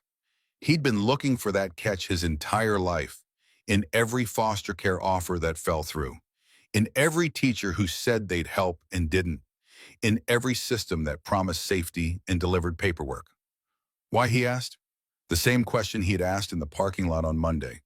The same question he'd been asking his whole life.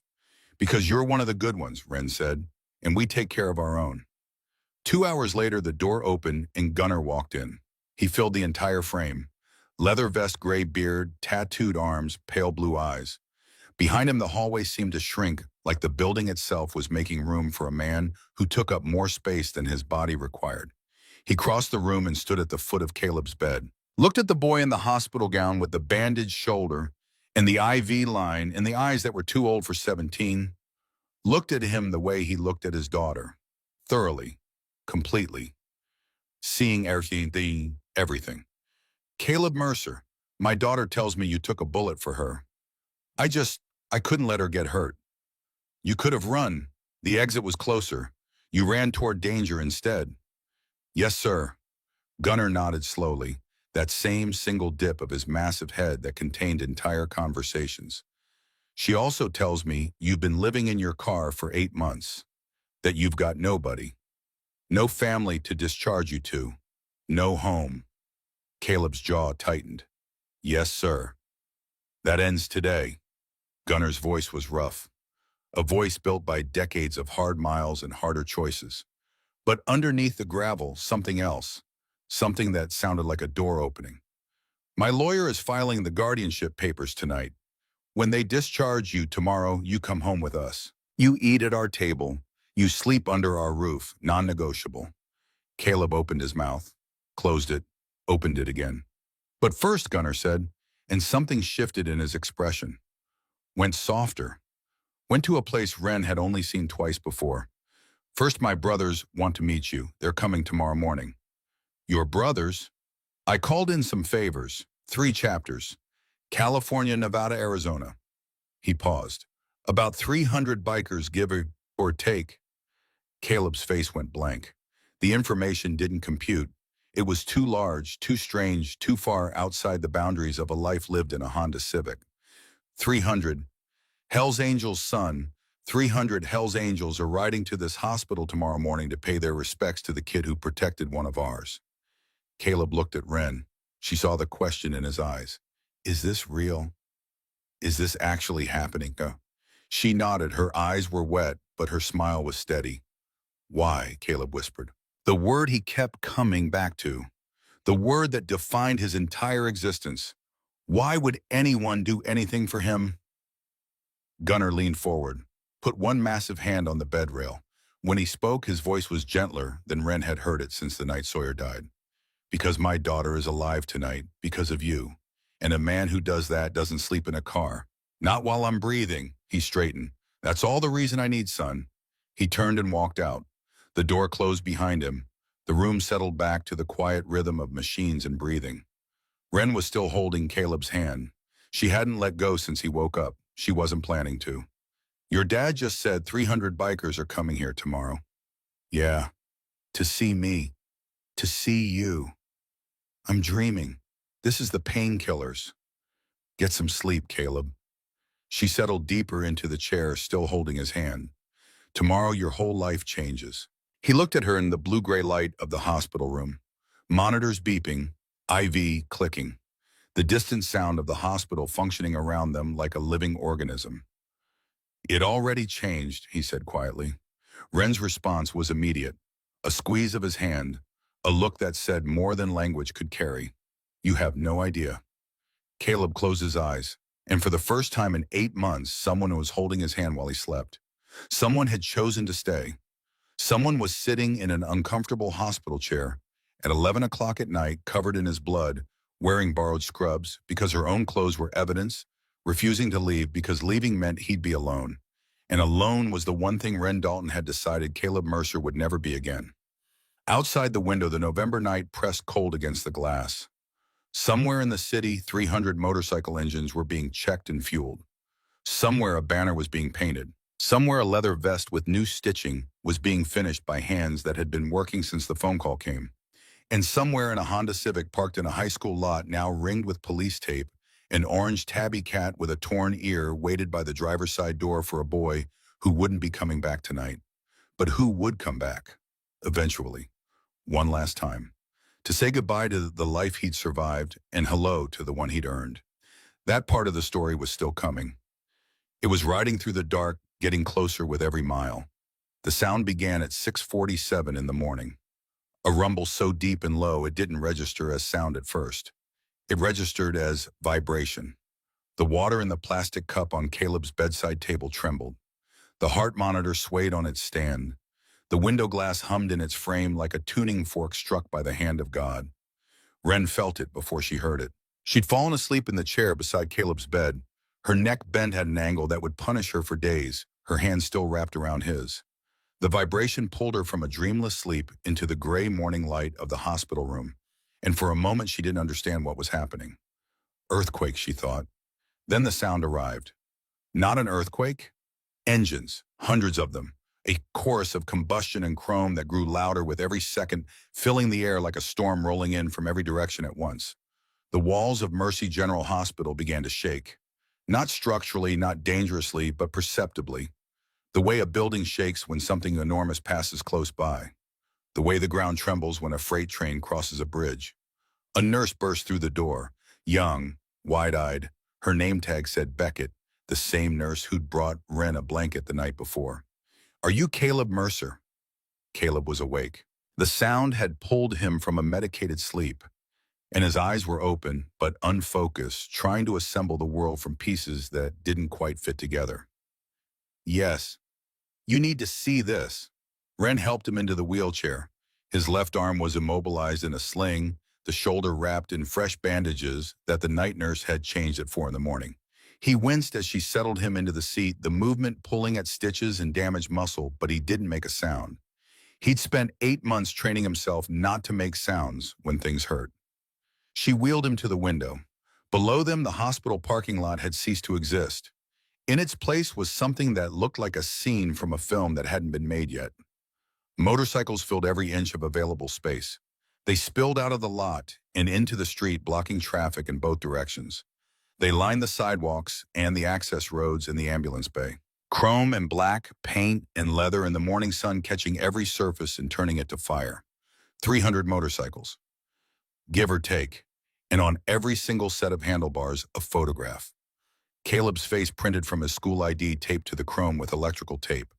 300 copies of a ball who'd been invisible for 8 months now displayed on the machines of men and women who'd ridden through the night to tell him he would never be invisible again. Caleb stared. His good hand gripped the armrest of the wheelchair so hard his knuckles went white. His jaw was working muscles clenching and releasing, but no words came out. His chest heaved with breaths that couldn't find their rhythm.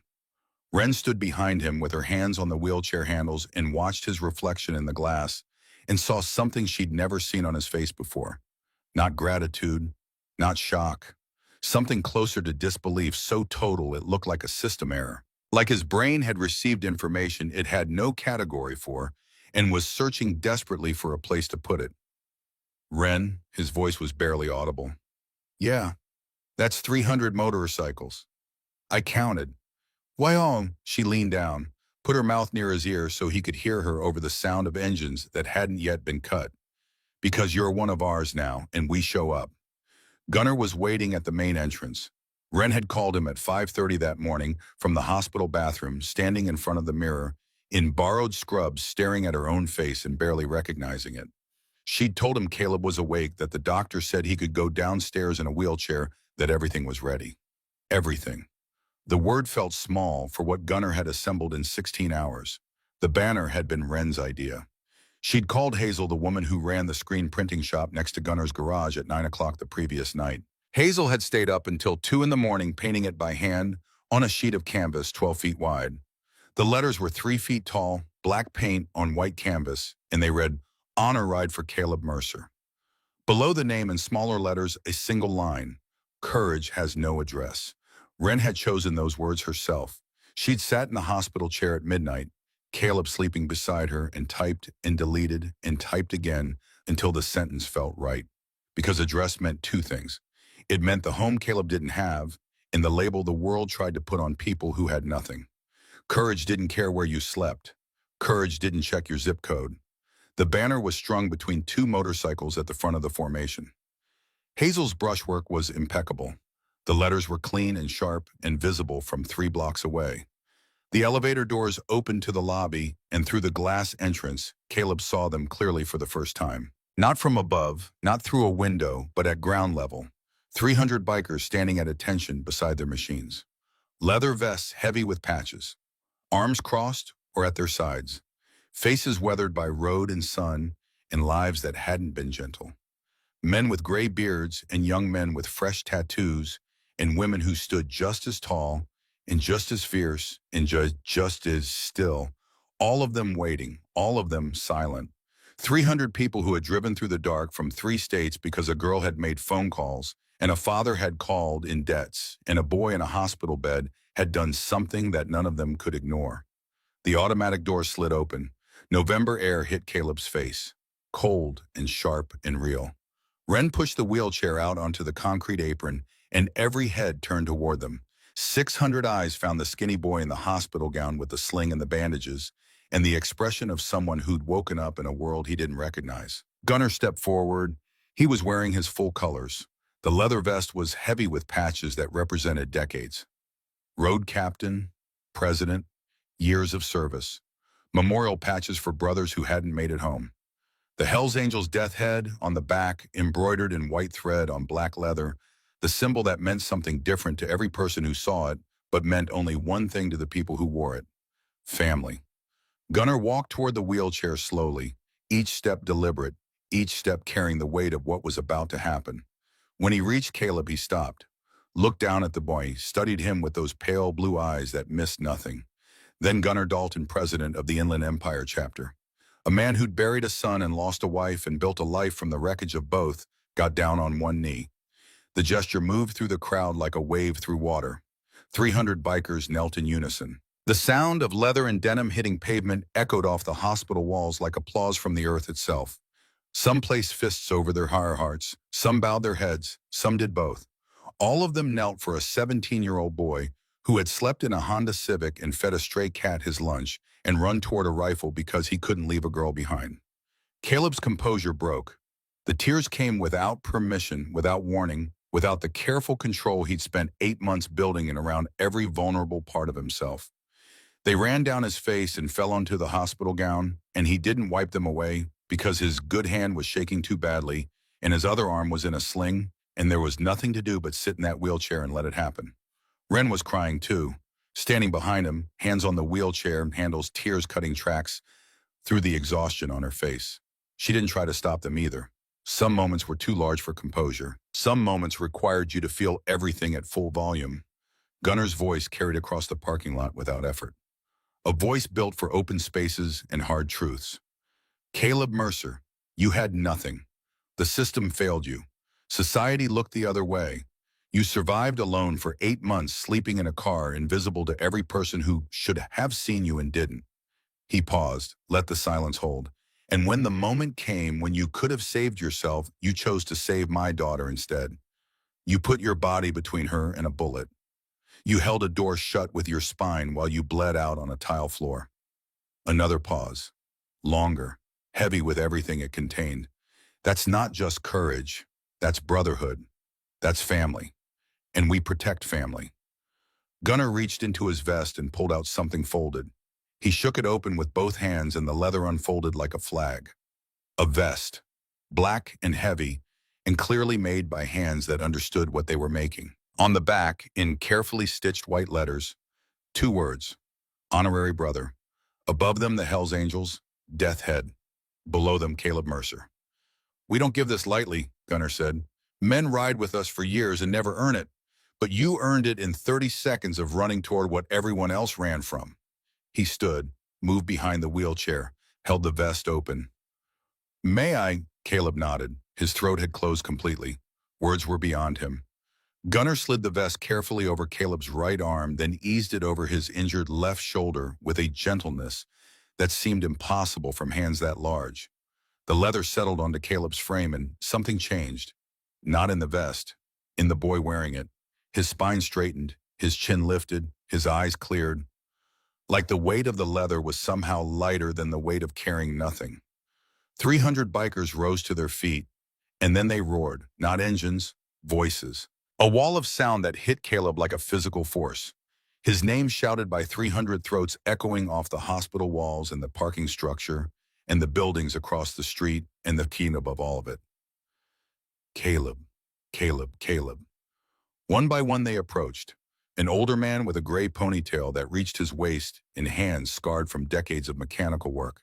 He shook Caleb's good hand with both of his. My grandson was in that school, son. You saved him too. Thank you. A woman with fierce dark eyes and a patch on her vest that said Road Queen. She hugged Caleb gently, her arms avoiding his shoulder with practiced care. My son died in a school shooting 3 years ago in Colorado. Nobody protected him. You protected Ren. You're a real one, baby. A real one. They kept coming, each with a story, each with a handshake or a hug or a nod that carried more weight than any words could. Many left envelopes in Ren's hands because Caleb's arm was in a sling. She collected them without opening them, but she could feel their thickness. Cash, checks, the tangible form of 300 people saying, we see you. A younger biker, maybe 30, with sleeve tattoos and clear eyes that suggested he'd seen the bottom and climbed back up. He leaned down to Caleb's level. I was homeless at your age, brother. Lived under an overpass in Bakersfield for 11 months. Made it out. You will too.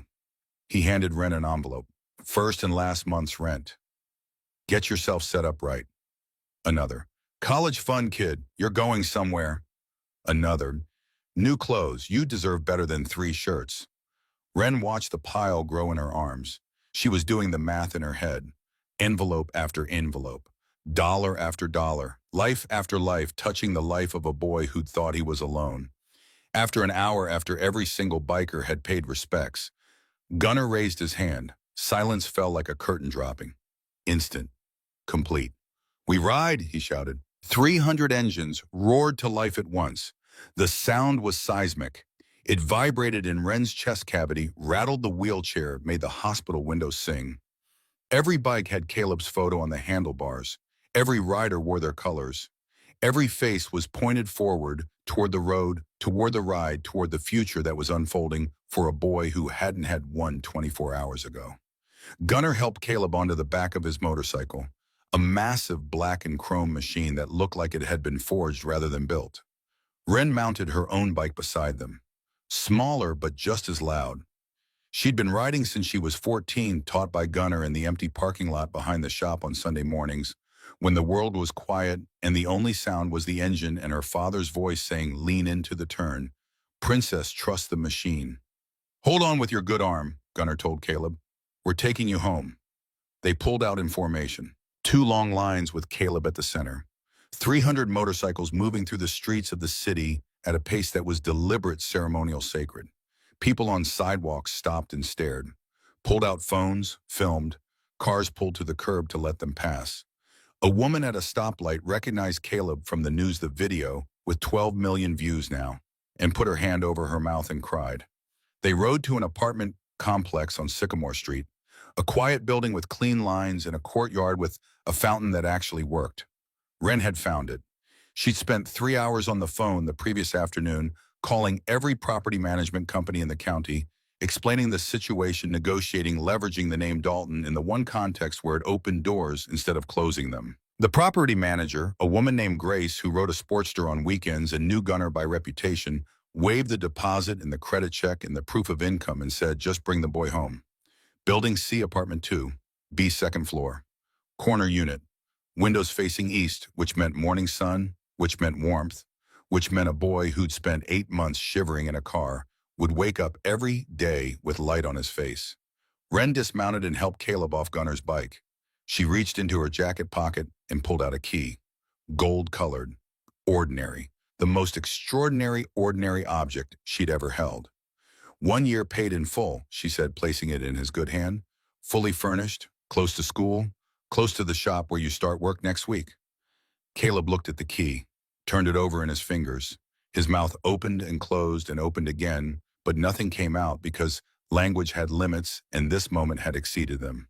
Gunner stood behind them, arms crossed, watching. The money the brothers gave you, he said. I counted it this morning while you were getting your discharge papers. $47,000. The number hung in the air like something too heavy to stay aloft. That's your college fund, your emergency fund, your never sleep in a car again fund. They walked him upstairs. Wren unlocked the door. The apartment inside was small but complete. Every detail chosen with intention. A couch in a color that wasn't gray because Caleb had worn enough gray. A kitchen table with 2 chairs because eating alone was over. A bedroom with an actual bed queen-sized with sheets that smelled like fabric softener and pillows that hadn't been flattened by 1,000 nights of use. The closet was full of clothes, jeans, shirts, a winter jacket, boots, all in his size. Wren had guessed on most of it, checked with a nurse on the rest. The refrigerator was stocked. Milk, eggs, bread, lunch meat, fruit, orange juice. The kind of food a person bought when they expected to be somewhere long enough to eat it. On the kitchen table, a note in Gunner's heavy handwriting. This is your home now, son. You're not alone anymore. Sunday dinner's at my house, 5 p.m. Don't be late, Gunner. Below it in smaller writing, a schedule. Therapy appointment. Tuesday, 3 p.m., Dr. Carol Willowbrook Counseling Center. And beneath that, trauma doesn't just go away. We deal with it, Dad. Caleb stood in the center of his apartment and turned in a slow circle. His eyes moved from the walls to the ceiling, to the floor, to the window, where the November sun was pouring in like something being offered. His hand was still closed around the key. His fingers hadn't relaxed since Wren put it in his palm. Wren watched him from the doorway. She'd been watching people for years, reading faces, interpreting silences, translating the language of bodies that couldn't say what they needed to say. But she'd never seen what she was seeing now. A person being rebuilt in real time. A person standing in the first safe space they'd occupied in 8 months and feeling every molecule of it. How do you feel? She asked quietly. Like I'm dreaming. You're not. Gunner's voice from behind her, solid, certain. The voice of a man who'd decided something and would not be moved from it. This is real. You earned it. Not with what you had, but with what you gave. Gunner left first. He hugged Caleb carefully, mindful of the shoulder, and the hug lasted longer than Wren expected. When Gunner pulled back, his eyes were wet, and he turned away quickly because there were things a man like Gunner Dalton did not do in front of people, and crying was one of them. Wren stayed.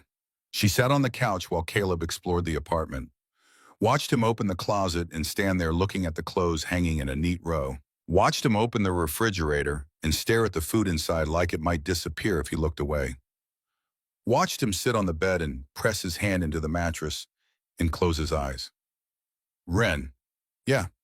The bedroom. There's a photo on the nightstand. She went still. She'd put it there herself. Hadn't told Gunner. Hadn't asked permission. Just taken the framed photograph from the shelf in Gunner's living room and placed it on the nightstand in Caleb's new bedroom because she believed he needed to know. Who is he? Caleb asked. He was holding the frame in his good hand. The photograph showed a boy, 16 years old, dark hair, Gunner's blue eyes, a smile that looked like it came easy and often. He was sitting on a motorcycle, 1 foot on the ground, squinting into the sun. That's Sawyer, Wren said. My brother. Caleb looked at her. He died 10 years ago. Motorcycle accident, 16 years old. A pickup truck ran a red light on Route 18 and Sawyer didn't make it. The room was very quiet. Outside, the city moved and hummed. Inside, the silence was the kind that holds weight. Your dad lost a son, and then he lost a wife. My mom left 2 years after Sawyer died. She couldn't carry it anymore. The grief, the life, the club, all of it. She wrote a note and left while I was at school. Caleb set the photograph down carefully. Precisely. Like it was made of something that could break. Is that why he took me in? Because I remind him of... Partly. Ren sat on the edge of the bed beside him, close enough that their shoulders almost touched. When he looked at you in that hospital bed, he saw a boy with no one standing between him and the worst of the world. The same thing Sawyer had no one to protect him from. She paused, chose her next words with care. But that's not the whole reason. The whole reason is that you earned it. Sawyer's death broke something in my dad that 10 years hasn't fixed. I can't fix it either. I've tried. I'm his daughter and I love him. And it's not enough because the shape of what's missing isn't shaped like me. It's shaped like a son. She looked at him directly. I brought you into this family because you saved my life and you deserve a home. But I'd be lying if I said I didn't also do it because I've watched my father carry a wound for 10 years that I can't heal, and I thought maybe if I'm right about who you are, you could. Caleb was quiet for a long time. The photograph of Sawyer faced them both from the nightstand. A boy who'd never grow older than 16 smiling in the sun on a motorcycle frozen in a moment before the red light. That's a lot to put on someone, Caleb said, not angry, just honest. I know, and you don't owe us anything. Not healing, not performance, not gratitude. You just have to show up. Sunday dinners, Tuesday therapy, work at the shop, be here, be alive. That's all. I can do that. Then that's enough. The first week was the hardest. Caleb woke up every night gasping. The dream was always the same. The hallway, the fluorescent lights, the rifle barrel sliding through the crack in the door. Nolan's eye bloodshot and empty staring at him from 6 inches away. The sound of the shot that hit his shoulder sharp and wet, replaying over and over like a record with a scratch that skipped back to the worst moment. He'd sit up in bed drenched in sweat, heart pounding, and for 3 or 4 terrible seconds, he wouldn't know where he was. The darkness of the bedroom looked like the darkness of the janitor's closet. The hum of the refrigerator sounded like the buzz of the fluorescent lights. And then his hand would find the nightstand, and the key would be there, the gold-colored key, and the weight of it in his palm would bring him back. Home, bed, walls, door that locks. Safe. Ren came by every morning. She'd knock twice, always twice, and let herself in with the spare key she'd kept. She'd make coffee in the kitchen while Caleb showered and dressed, and they'd sit at the table and eat breakfast and not talk about the hallway or the closet or the rifle. They talked about everything else. School, which Caleb would return to in a week. The shop where he'd started working afternoons, learning from Gunnar how to strip an engine and read a wiring diagram. The cat Atlas, who Ren had retrieved from the school parking lot and brought to the apartment in a cardboard box with holes punched in the top. Atlas had settled into the apartment like he'd been waiting for an invitation his entire life. He slept on the foot of Caleb's bed, a warm weight against his ankles, and purred through the nightmares like a small engine that ran on loyalty instead of gasoline. Tuesday therapy with Dr. Caro was something Caleb resisted and Ren insisted on. She drove him the first time, sat in the waiting room reading a motorcycle magazine while Caleb sat in a leather chair across from a woman with kind eyes and a notepad and the patience of someone who understood that trust was earned in inches. I don't know what to say, Caleb told Dr. Caro. You don't have to know, you just have to show up. The same words Ren used, the same words Gunnar wrote on the note. Show up. The philosophy of a family that measured commitment not in grand gestures, but in the repetition of small ones. Show up on Tuesday, show up on Sunday, show up at the shop, show up at the table. Keep showing up until showing up becomes the thing that holds you together. The shop was Caleb's anchor. Gunnar put him to work on simple tasks at first, cleaning parts, organizing tools, sweeping the floor. But Caleb's hands were quick and his mind was mechanical, and within 3 days he was helping with actual repairs. Gunnar watched him work with an expression Ren recognized. The same expression he'd worn when he taught Sawyer to change brake pads 15 years ago. Pride tempered by caution, hope guarded by the knowledge of how quickly things could be lost. They didn't talk much while they worked. Gunnar wasn't a man who filled silence with words. But sometimes at the end of the day, when the shop was closed and the last customer's bike was finished and the tools were cleaned and hung back on the pegboard, Gunnar would hand Caleb a soda from the mini fridge, and they'd sit in the open bay and watch the sun go down behind the rooftops. "You're good with your hands," Gunnar said one evening. "My mom taught me. She used to fix everything in our apartment herself. Plumbing, electrical didn't matter. She'd watch a YouTube video and figure it out." It was the first time Caleb had mentioned his mother voluntarily. Gunnar said nothing, just nodded, took a sip of his soda, let the silence hold the weight of the words.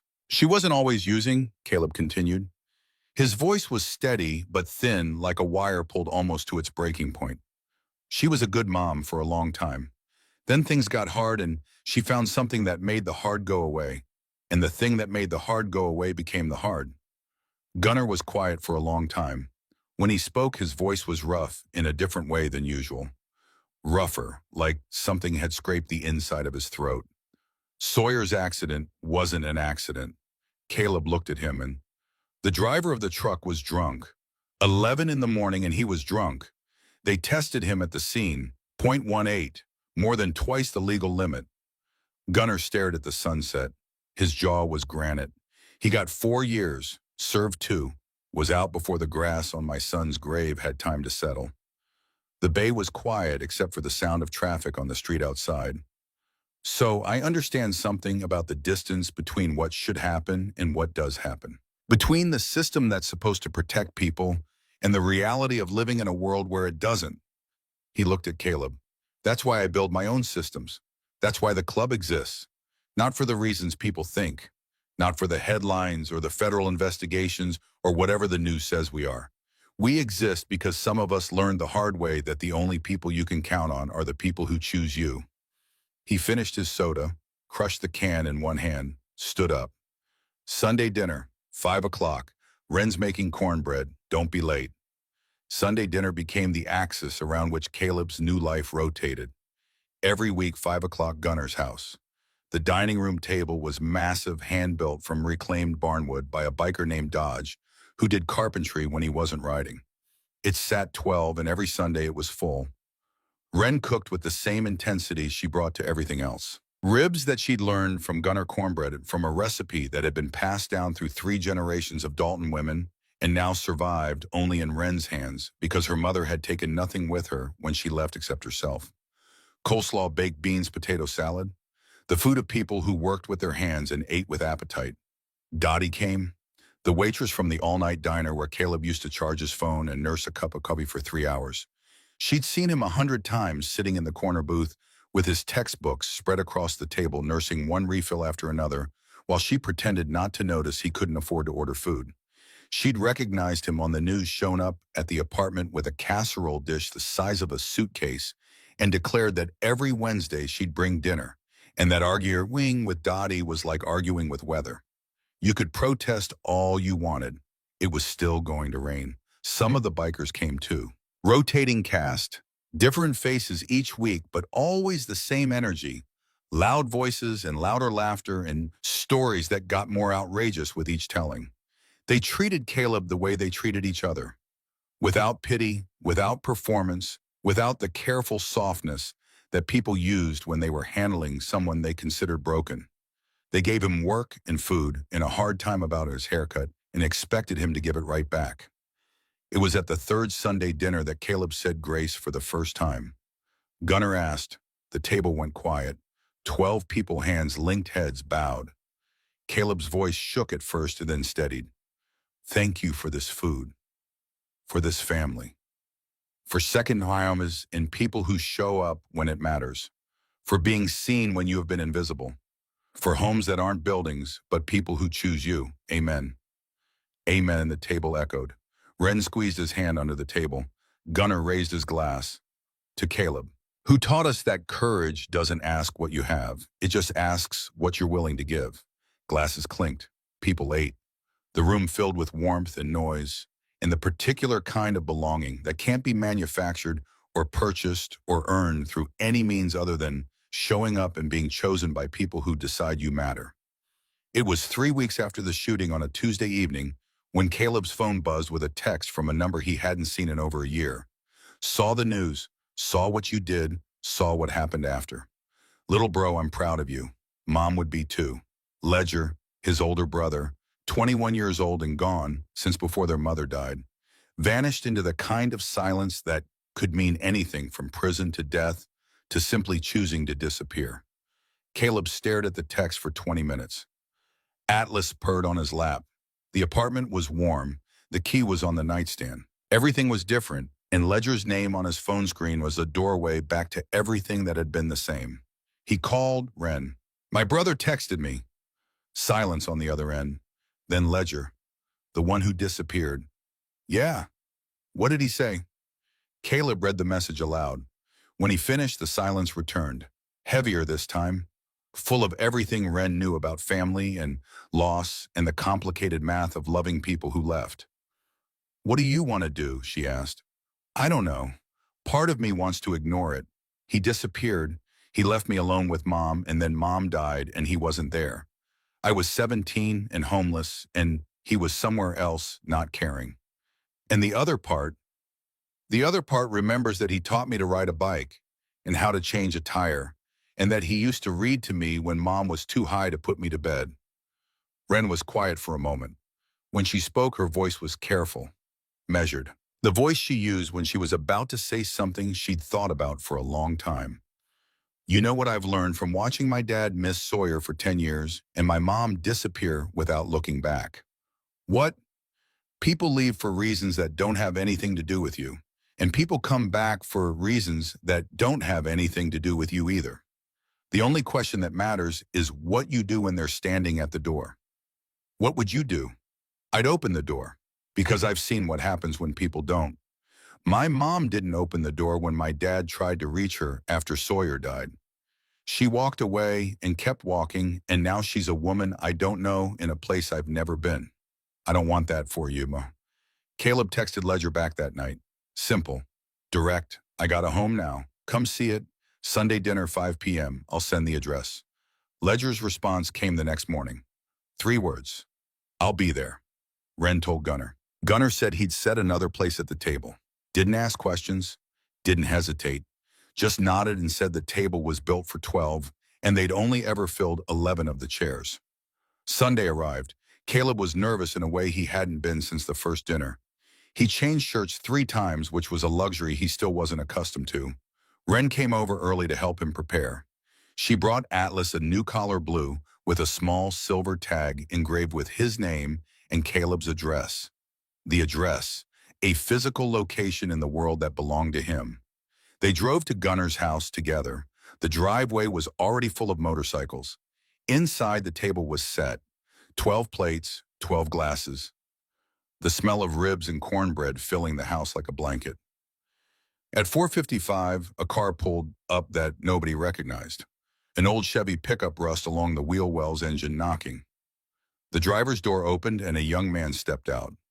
21. Thin in a way that spoke to meals missed and nights spent in places that weren't kind.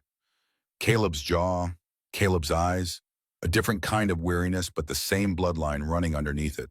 Ledger Mercer stood in Gunnar Dalton's driveway and looked at the house and the motorcycles and the life his little brother had somehow built from the wreckage of theirs, and his face did something complicated that involved both smiling and falling apart. Caleb met him at the door. They stood there for a moment, 2 brothers separated by years in silence, and the kind of pain that families make for each other without meaning to.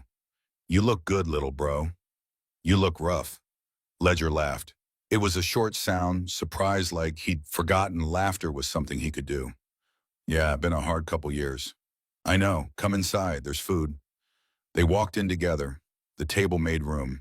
Gunnar shook Ledger's hand without comment, without judgment, with the steady grip of a man who understood that people arrived at tables carrying weight you couldn't see, and the only decent thing to do was feed them and let them set it down. Over dinner, Ren watched. She watched Ledger eat like a person who hadn't had a home-cooked meal in months. Watched him listen to the conversation with the careful attention of someone trying to learn the rules of a world he'd never been part of. Watched Caleb glance at his brother every few minutes, checking, confirming, making sure Ledger was still there, still real, still sitting at the table. After dinner, while the others cleared plates and argued about football, Ren found Ledger on the back porch.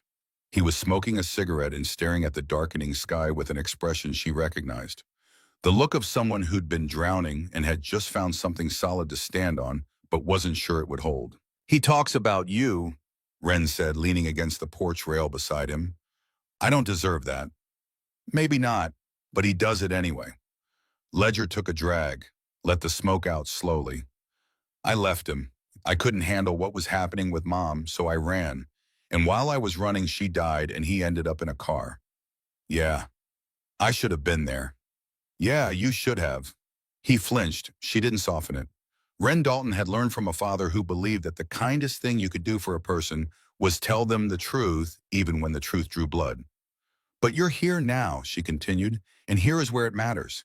Caleb's building something, a life, a family. You can be part of it or you can disappear again. But if you disappear again, don't come back. Because he can survive losing you once. I'm not going to let him survive it twice." Ledger looked at her. At this 17-year-old girl in a leather jacket who spoke with the authority of someone 3 times her age and meant every syllable. "You're his sister," Ledger said, "not a question." "I'm his family, same thing." "My dad's looking for a second mechanic at the shop," Ren said, turning to go back inside. "The pay's not great, but the work's honest, and there's a couch in the back office where you can stay until you get on your feet, if you want it." "Why would you do that for me?" Ren stopped at the door, turned back. The porch light caught the wings tattooed on her neck and made them look like they were moving. "Because your brother showed me what it looks like when someone decides to save a person they have no reason to save. I figure the least I can do is learn from his example." She went inside. The door closed behind her. Ledger stood on the porch and finished his cigarette and looked at the sky where the first stars were appearing. And when he came back inside, he sat down next to Caleb and said yes. That night, after the bikers had left and Gunnar had said goodnight and Ledger had fallen asleep on the guest room bed that Ren had made up without being asked, Caleb drove to his apartment. He parked in his spot, the spot that was his assigned to apartment 2B a number on a building that appeared on his mail. He walked to the dumpster area behind the building. Atlas was already there waiting. The cat had memorized the schedule. Caleb opened a can of tuna and set it on the pavement and watched Atlas eat. "I got a brother again, buddy," he said quietly, "and a sister, and a date who's not really my dad, but who builds engines and makes ribs and cries when he thinks nobody's looking." Atlas purred and wound around his legs. Caleb picked him up, careful of the torn ear, and carried him upstairs. Unlocked the door with his key, set the cat on the couch, turned on the lights because he could because they were his lights in his apartment and the electricity bill had his name on it. He stood at the window and looked down at the parking lot. The Honda Civic was still there, parked in the guest spot. He'd sell it next week, or donate it. He didn't need it anymore. But tonight he looked at it and remembered every cold night, every morning in the McDonald's bathroom, every moment of invisibility, every time he'd parked in a different spot and hoped nobody would notice and nobody would ask and nobody would see. They saw him now. 300 people had made sure of it. A girl who wore leather-like armor had seen him first, had chosen him, had positioned him where he needed to be, and then caught him when the position cost him blood. A man who'd lost a son had found something in Caleb that he'd been looking for without knowing he was looking. A brother who'd run away had come back because sometimes the door opens from the inside.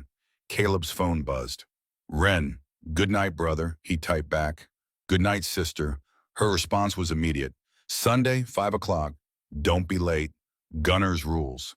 Caleb set his phone on the nightstand next to the key and the photograph of Sawyer. Atlas jumped onto the bed and curled into a warm circle at his feet. The apartment was quiet in the way that only a home can be quiet. Not the silence of emptiness. The silence of fullness, of a space that contains everything it needs. He closed his eyes. The nightmares would come. They always did. The hallway, the door, the eye through the crack. But when he woke up gasping, he would not be in a car.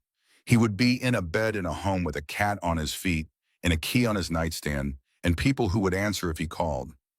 Not because the pain was gone, not because the trauma had disappeared, not because anything was fixed, but because for the first time in 17 years, Caleb Mercer was not invisible. 300 people had made sure of that. A girl named Wren had made sure of that first. And in a world that had tried to forget him, that had looked through him, that had failed him at every turn, he'd found the one thing worth more than survival. He'd found the people who chose him. Not the family he was born into, but the family that knelt for him, that showed up, that said, "You're one of ours now," and meant it with every mile they'd ridden through the dark to prove it. Caleb fell asleep thinking about tomorrow, about work at the shop and school and Sunday dinners, and all the tomorrows after that, about Ledger learning to rebuild carburetors, about Wren's cornbread and Gunner's rough voice and Dottie's Wednesday casseroles and Atlas purring at his feet. And for the first time in 8 months, he dreamed not of survival, but of life.